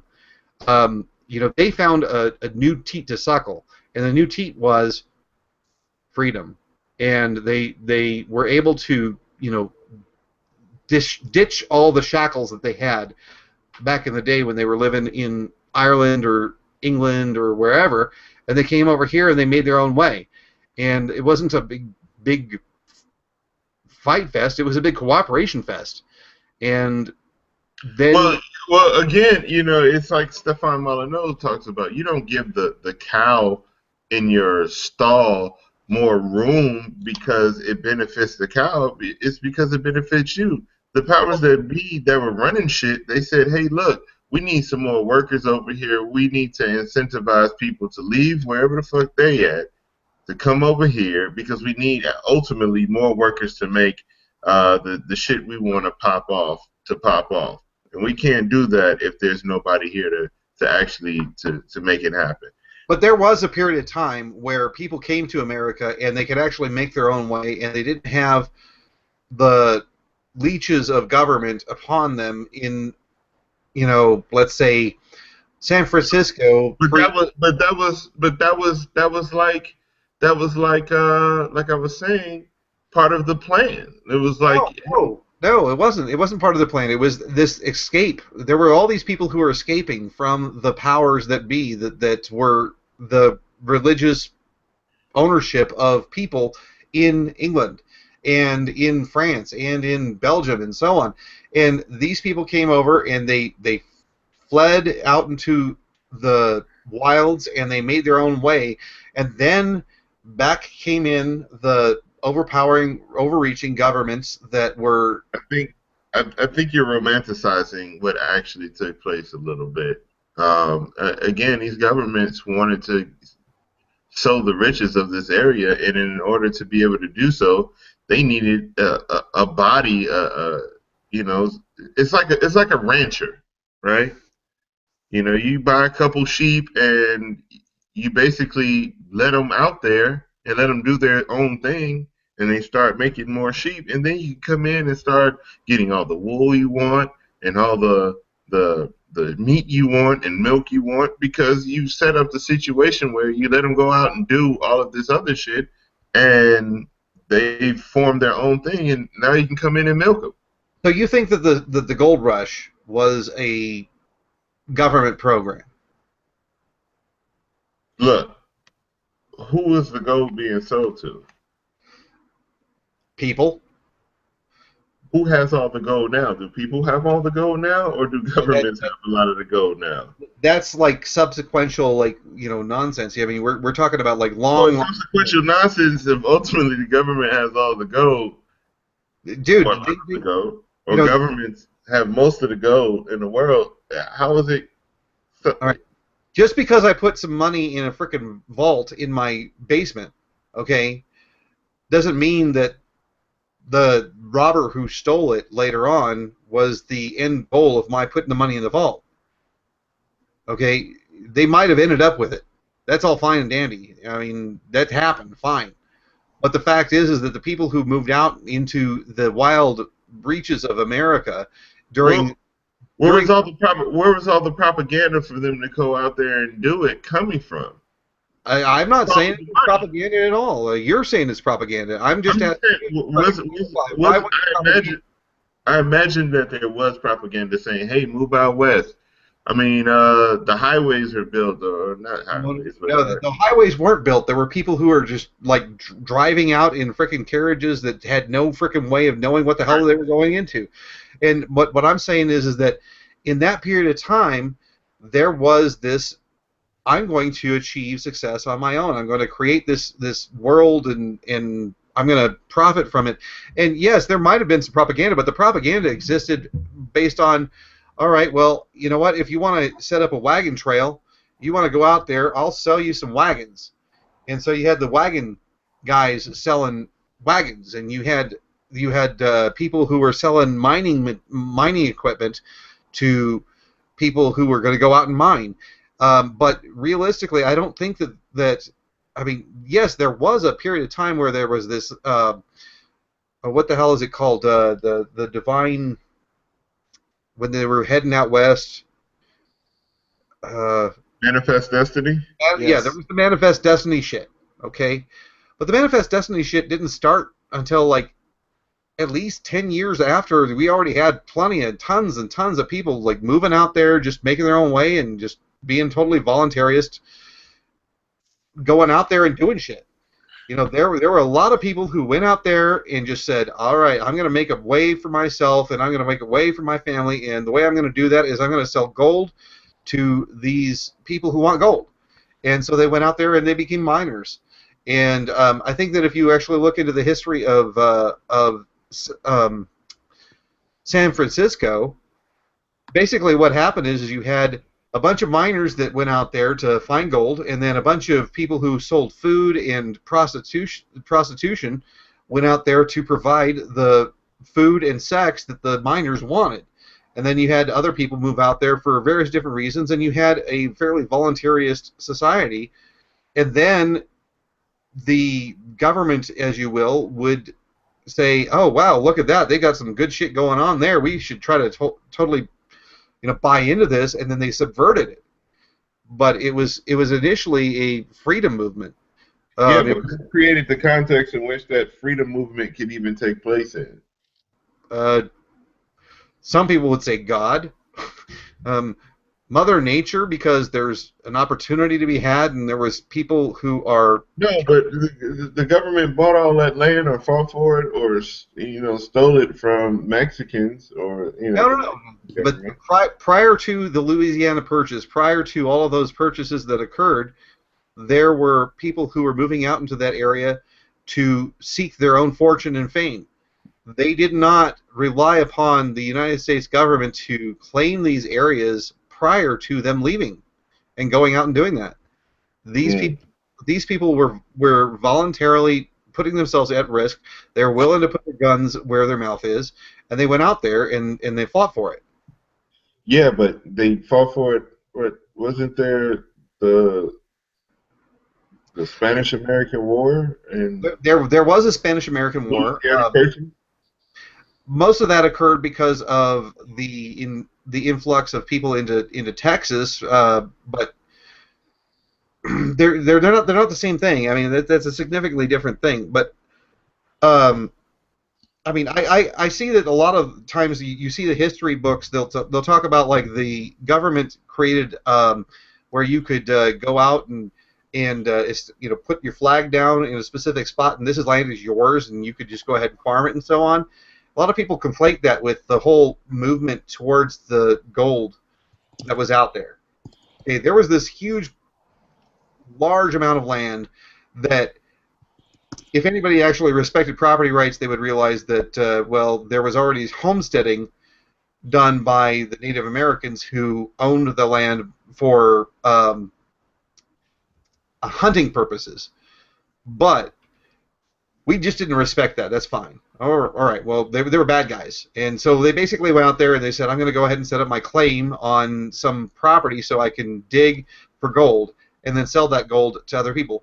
The government had practically nothing to do with it. The only thing the only thing the government had to do with that particular part was that if you were going to come into America and then you were going to go head off west to do that, to seek your fame and fortune, you had to pay them a fee. I think it was like a fee of $5 to get started.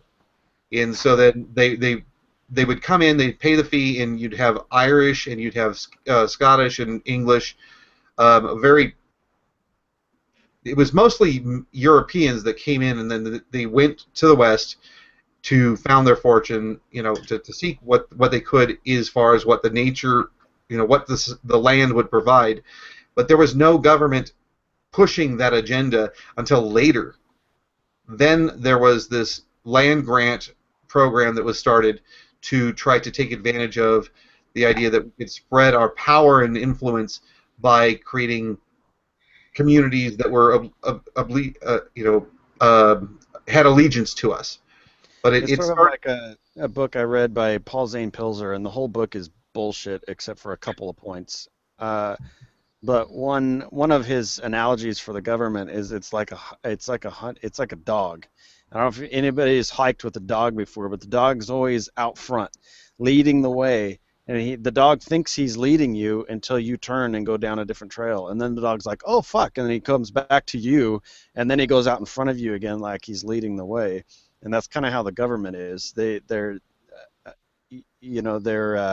opportunistic, so they act like they're leading the way after the fact. And so I think Robert's point is that it was more of a spontaneous order situation that the government saw opportunity in and then went after and took advantage of.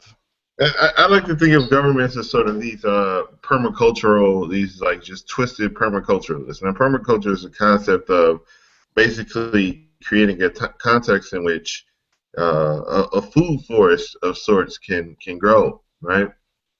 So I think of governments as these entities of people who are willing to initiate force against others.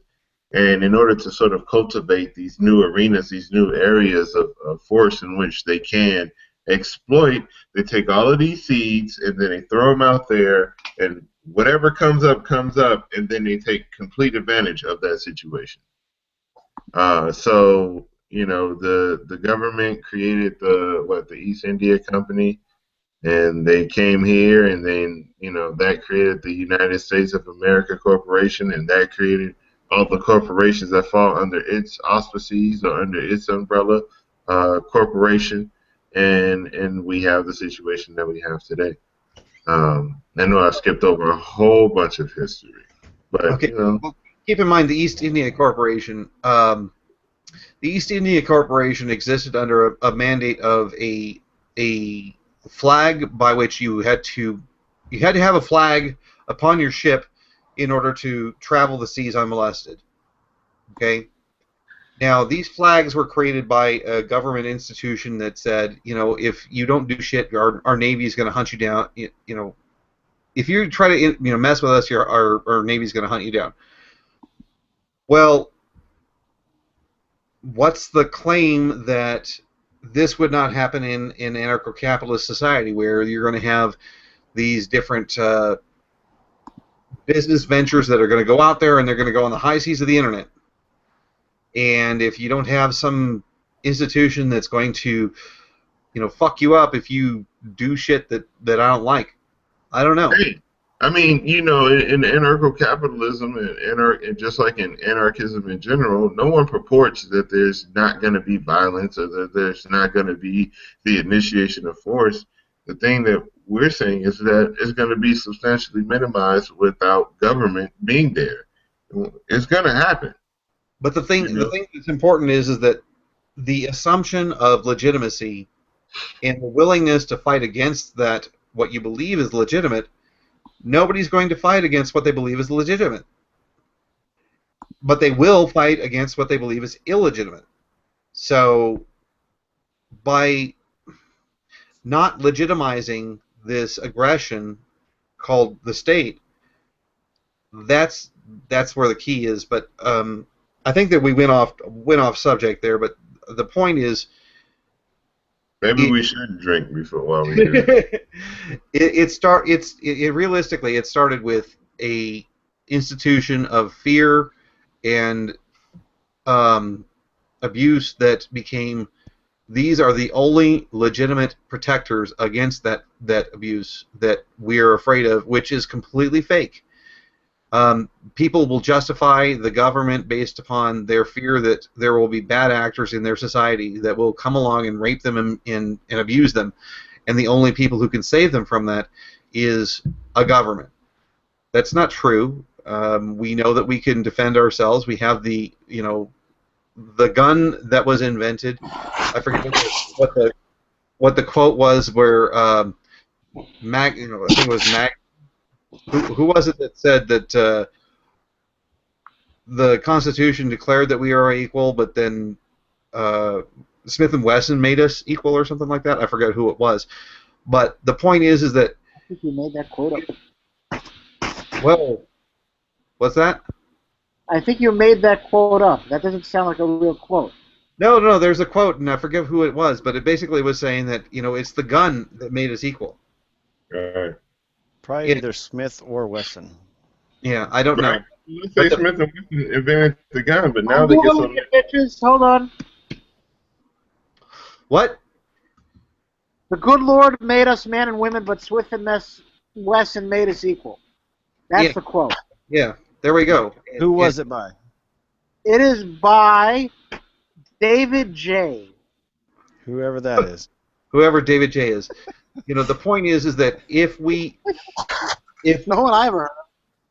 If we refuse to defend our rights and we refuse to be advocates for our own liberty, then we have given permission to others to subjugate us. And the mythology of the authority of government, which I believe came from religion, was the precursor to everything else that happened.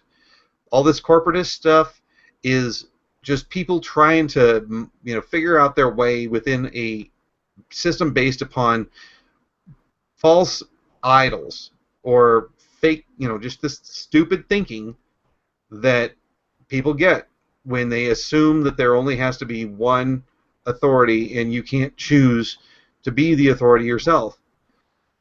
So it's not. I mean, yes, they are in bed together now, but the bed was made by the institution which people gave authority to. I'm saying that they're not in bed together. Let's say that you're absolutely right that that is the case, that the government was first, right? That the initiation of force, this group of people willing to initiate force against others, was what came first. Fine, cool. And that there were a group of people who were out there that were just trying to make business and have these peaceful, mutually beneficial relationships with others in which they sold them goods and services, and then the context of government happened, right? Yeah. Cool. I'm cool with that. Okay. All I'm saying is as it exists now, they absorb them into their edifice. Well, and yeah. that there's no longer a separation between the two.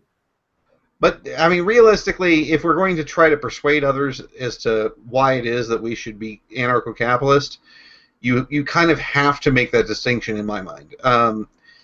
If you don't explain to them why it is that the violence that is inherent in the system, so to speak, exists, you can't absolve. No, but even still, there's those of us who are capitalists who don't want anything to do with the government, and who operate. Yes, capitalists don't want anyone to do with the government. Right, and operate without government. Yes, that's why we're here, man. Right, exactly. So even in a context in which there is corporate, there's still going to be people who do not want to operate or align themselves or malign themselves with government, and that's why we're even here making this show now. So. Yeah. But I think one thing that needs to be stated is that the profit motive isn't evil, and that's, I think, where we need to be able to draw that line, is that some people are buying into the state only because they see it as their only option to make profit. And if we can delineate between the profit seekers and the government, profit in and of itself is not evil whatsoever. However, because of the existence of the state, it creates an incentive, an overwhelming incentive for people who are seeking profit to use the state to their advantage. And without the state, that advantage would not exist, and therefore that profit motive would be just. And I think that's the distinction we need to make, that corporations and the government are not the same, but the government creates an incentive for this corporate structure. Yeah. No, I agree with you, Cody. I mean, it's sort of crazy when people are blaming profit on, like, violence. That's like blaming sex on rape, you know? It's like saying, well, if people didn't have sex, then there would be no rape. Well, I guess that's true, and if there would be no people, then no one could get murdered, but that's sort of just an insane view. So, Right, yes. And that argument was actually used. That was actually used. I have a blog post you guys should check out sometime, because it was I was the Lone Ranger trying to fucking talk to a couple of statists who were on this post that I made called "How to Talk to a Statist," and they just came at me, and that's what one of them said was basically, hey, even without a state, there would still be violence because of corporations, and they didn't understand. It's like, well, wait a minute, well, not because of corporations. There'd be no corporations if there was no state. Exactly, but they could not see beyond that. But I mean, look. That's why I think we need to I think for a statist to be more afraid of Coca-Cola than I don't know, a bunch of people with nuclear weapons is fucking retarded. Okay? Yeah. You're afraid of Coca-Cola? No corporation. Well, I guess they get taxpayer money, so I guess some can make you buy its product. But that's because of government. Only government can make you buy its product, right? Only government can say, buy my product or I'll fucking incarcerate you or jail you or do whatever. So government is evil. Government's the bad guy. And, and that's why it pisses me off when people don't distinguish between corporatism, which is fucking evil, and capitalism. I mean, I think the difference between one of my classes, one of the professors said to me, what is the difference between, ask the class, what is the difference between capitalism and corporatism? And I said the same difference between rape and making love. What was his response? I never heard it phrased that way, but I think the professor agreed. I mean, I go to the economics school that I'm in is public choice, so it's very free market. That's why I'm there. You know, Walter Block recommended the program to me, so I made sure to go to a program where I'm not learning total bullshit. All right. So recently I saw this article. Hey, 12:01, 2 hours so far, baby. Yeah, yeah. Well, actually, are we going all night? No, we got stuck trying to get into this show, so we got at least 6 minutes. Okay, all 2 people who are watching, you're going to enjoy. We got 3 now. We have. Yeah, it's probably all of us. we got 4. No. If you're watching, comment. Say, "Hey, I'm watching," and also say who you think's the best looking one. Hey, I'm watching. We're all. And the best looking. Cody, how old are you? You look like you haven't been married for 20 years. How old are you? 39. You got married at 19? And a half. Wow, that's young. Why? Yeah. Why so young? Blue balls? What's that? Nothing. What's the reason? No, I thought you said scruples, and I was going to say something like that, but no, not what you said. What's the reason? Yeah, religion at the time. Oh, you're religious? Was. And your wife too? Yes. She's an anarchist also? Not really. Not really? She's a statist pig? Coming around. All right. You have to say, "I'm going to leave you, honey." No, don't do that. I'm kidding. That's obnoxious. Who cares? Where everybody's falling off. I think he went to take a piss. Yeah, luckily he's pretty fast. He must take Flomax or something. Or he doesn't wash his hands. or both. Yeah. I wash my hands, baby. Okay, well, no one's commenting. Let's see if anyone's commenting. Comment! Let us know you're watching! Daniel, right. Did you have a topic that didn't get... I have no idea. I'm just here because... I had a topic. I have a topic. Oh, what was it? Wait, someone commented. Hey, I'm watching, no comments. Hey, I'm watching... Okay, this native New Mexican person, is that you? Is that you, Roger? Robert? Yes. That's you, isn't it? Oh. Huh? Yeah, that's me. I knew it. You got my hopes up, you fucker. Okay, who's this Ken Kenji? I'm mispronouncing it, probably. I don't know who Kenji is, but he's freaking awesome. Hey, I'm watching, no comment. No comment. Hey, I'm watching and Daniel is gorgeous. I don't care if you said it, it's true. All right. So I want to talk about this idea that somebody had. It comes from a conservative, I don't know, neocon in all likelihood. But he basically was saying, all right, here's the deal.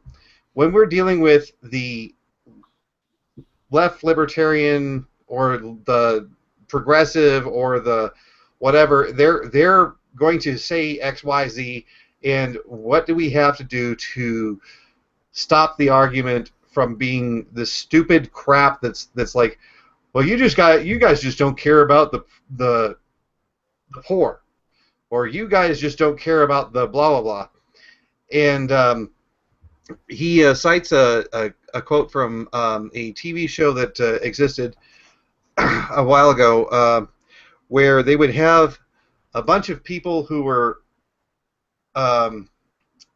influencers of society. That they had, I don't know, the American Medical Association president.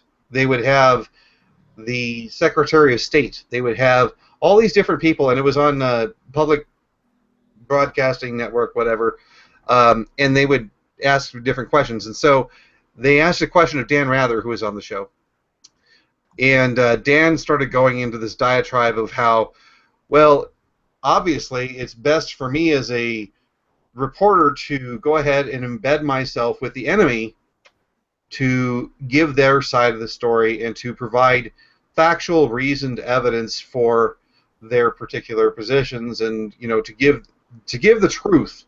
We have to give the truth. And there was a general who basically said, well, if you're going to jump over on board with the enemy, then you disgust me. I would not I would let your corpse rot on the battlefield because you have consorted with the enemy.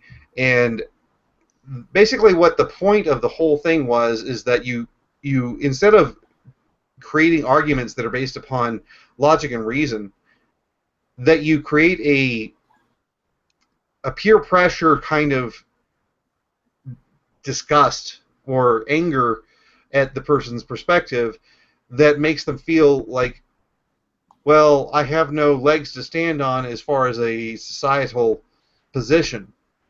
And so this general who made this argument basically made Dan Rather look like a complete freaking idiot. And it was through the use of the norms of society. And so in another article I read, it's fairly similar, that it wasn't an article, it was a YouTube video on how to convert Democrats, basically. And the point that he was coming from is that it should be about the common sense virtues, the thing of thinking about things in the common sense, and that tends to be a fairly overused term, but it's basically a peer pressure kind of thing. I mean, so when we come at like the argument from, well, logically principled thinking, the non-aggression principle, blah blah blah, may not work. The consequentialist prism that says, look, if we all had this and this and this, then we would have this, doesn't work. But if we come to it from a, are you fucking stupid thinking, which basically kind of takes people's principles and says, dude, if I were to come up to you and say, if you don't give me money, I'm going to go ahead and throw you in a cage, it's for a good cause.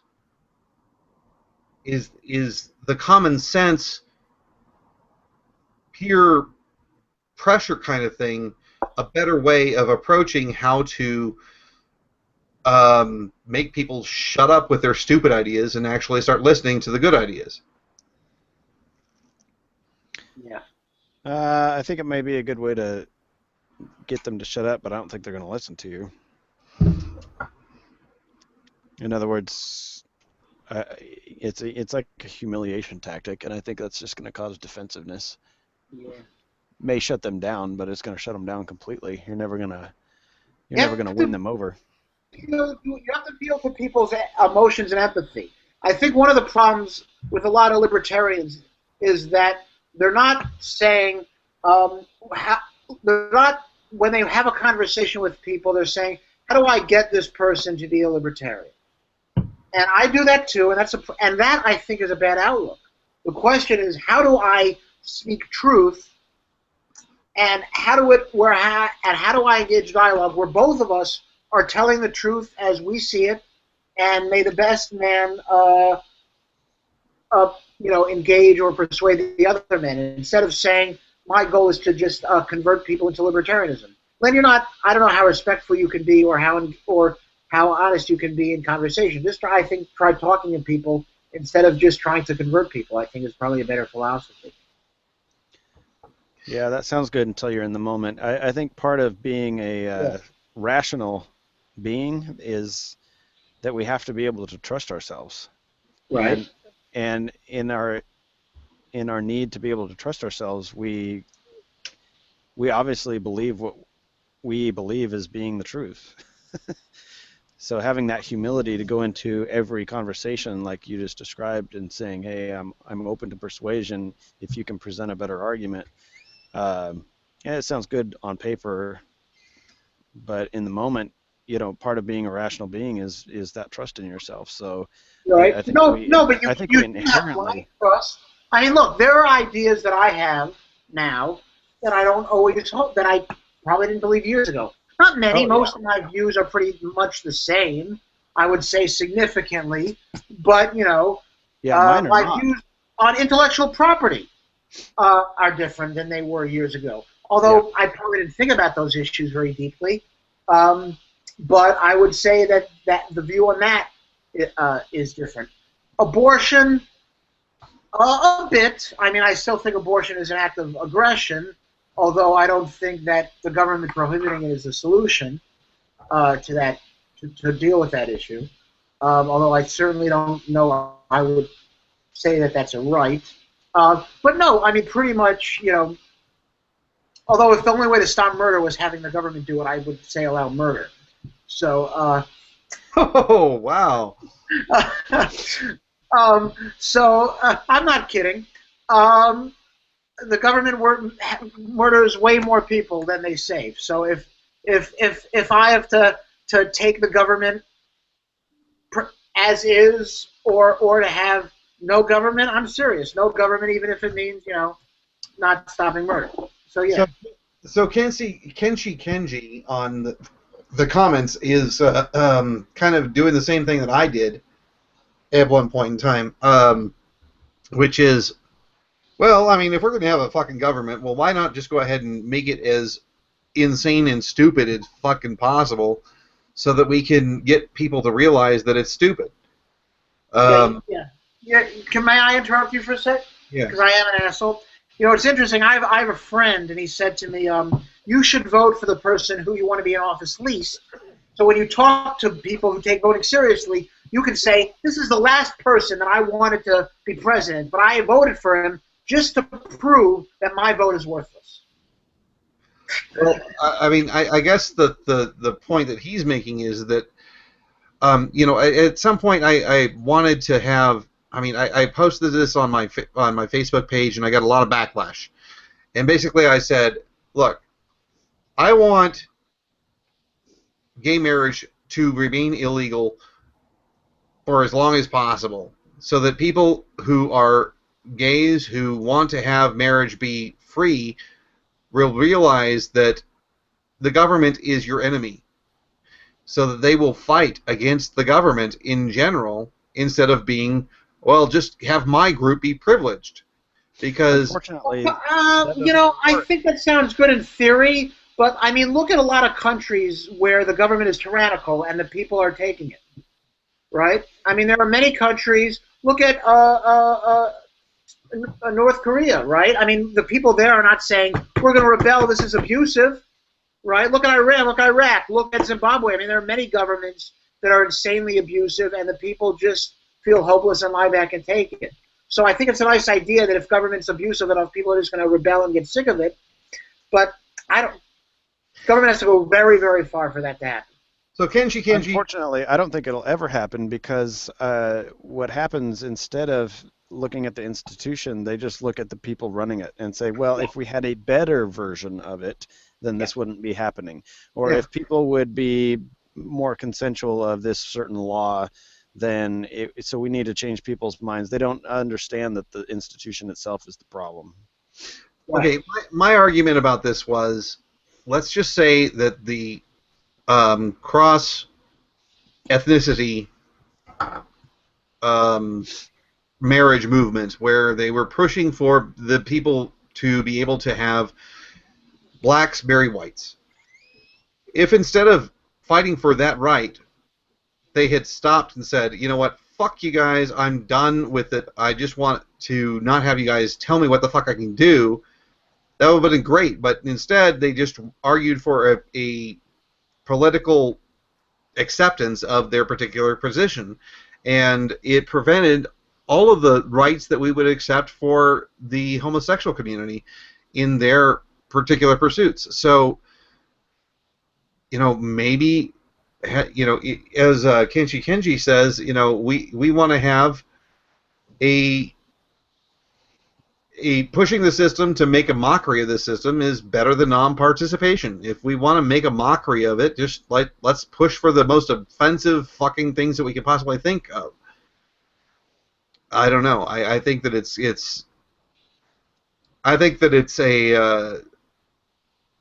a crime, in a manner of speaking, to allow those people that we know suffer in cages because of the illegalization of marijuana, and for us to get the pardons that would occur if we were to end all illegalization of marijuana, we achieve a goal that's good, even though we leave all the people who were imprisoned for selling meth.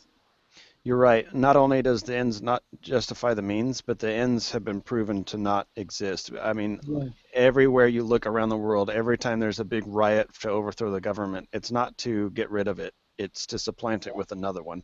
And So really, I think never- this view is no offense, Kenji, kind of crazy because statism is bad, but there are degrees. New Zealand is better than North Korea, and so to say, well, if we're going to have a government, let's have the worst one possible.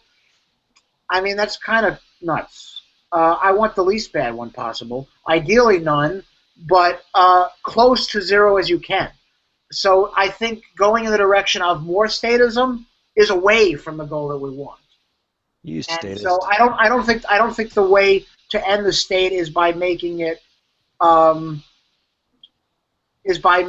more and more oppressive, because then people will just become more and more hopeless. Well, or just finding that they just need to find the right candidate to achieve their goal to make the status situation better. And look, I sort of sympathize with this view. I mean, maybe a lot of abolitionists were saying, look, if we make slavery not annoying, not a hassle, if we make it pleasurable, not that much of a burden, then people are going to take it, right? I mean, and so I don't know if the view's sort of crazy. I've flirted with it time to time. I think that if taxation exists, it should be the most irritating, annoying thing possible, because then maybe people will rebel and say, fuck this shit, I'm not going to pay. But at the end of the day, no, you're going to pay whether it's irritating or not, and so it might as well not be irritating. Yeah, and another example of this kind of not working is how all the peaceniks and the hippies wanted Obama in because Bush was so violent. Well, Obama is just as violent, but they refuse to acknowledge it. And so, it's just your favorite flavor of the day. And Anyway, it doesn't matter how bad it gets. Yeah. Okay, so I think that we've kind of reached the end of the evening. Yes, I'm about to leave. 4 hours with you guys is enough. Yeah, obviously we have all sorts of topics that we can talk about, but we'll have to talk about them in the future. And if you've been tuning in, and specifically Kenji, thank you for joining us. And we've obviously had a great time talking and hanging out and doing our thing. It's already dark where Cody is, so obviously we've gone too far. So. Again, if you've enjoyed what you've heard today, if you've just had a good time hanging out with us, my name is Robert Kruger. I am a co-host of Voluntary Virtues. Please join us at Voluntary Virtues Network and subscribe. We would love to have you as a person who will experience all the different thoughts and all the different questions that we will ask. And I think, again, my two wonderful contributors and everyone that preceded them, Cody Limbaugh and David Rothschild. Did you just call me David? Daniel, sorry. God damn it. Daniel, David. I don't even know my name. No, I'm just been drinking. Thanks a lot, Richard Kruger. I've been drinking. You called me Richard earlier, so don't even act like that. Oh, did I? All right, where are you? I Yeah. don't really care. It's just a fucking name. I'm just making. Yeah, but we know that all of us are here to try to spread the message of liberty, and I hope that you will continue to do the same. If you are joining us and have heard all the way to the end of this, you are freaking nuts. Yep. Especially the first 40 minutes. Oh What do you yeah. think? The first 20 minutes was the best part. Oh no, we were freaking like wankers. What do you mean? We were talking about masturbation and fucking. What's better than that? Oh yeah. All right. Whatever. You It's make two a of my mockery. favorite You make a things. mockery of my I get show. to do a lot. You make a mockery of my show. So did Kyron, and fuck you both. I'm not making a mockery of your show. A little levity never killed anyone. All right. I'm just adding some humor to the serious subject matter. Yeah. All right. Well, thanks. All right. All right. Now, if you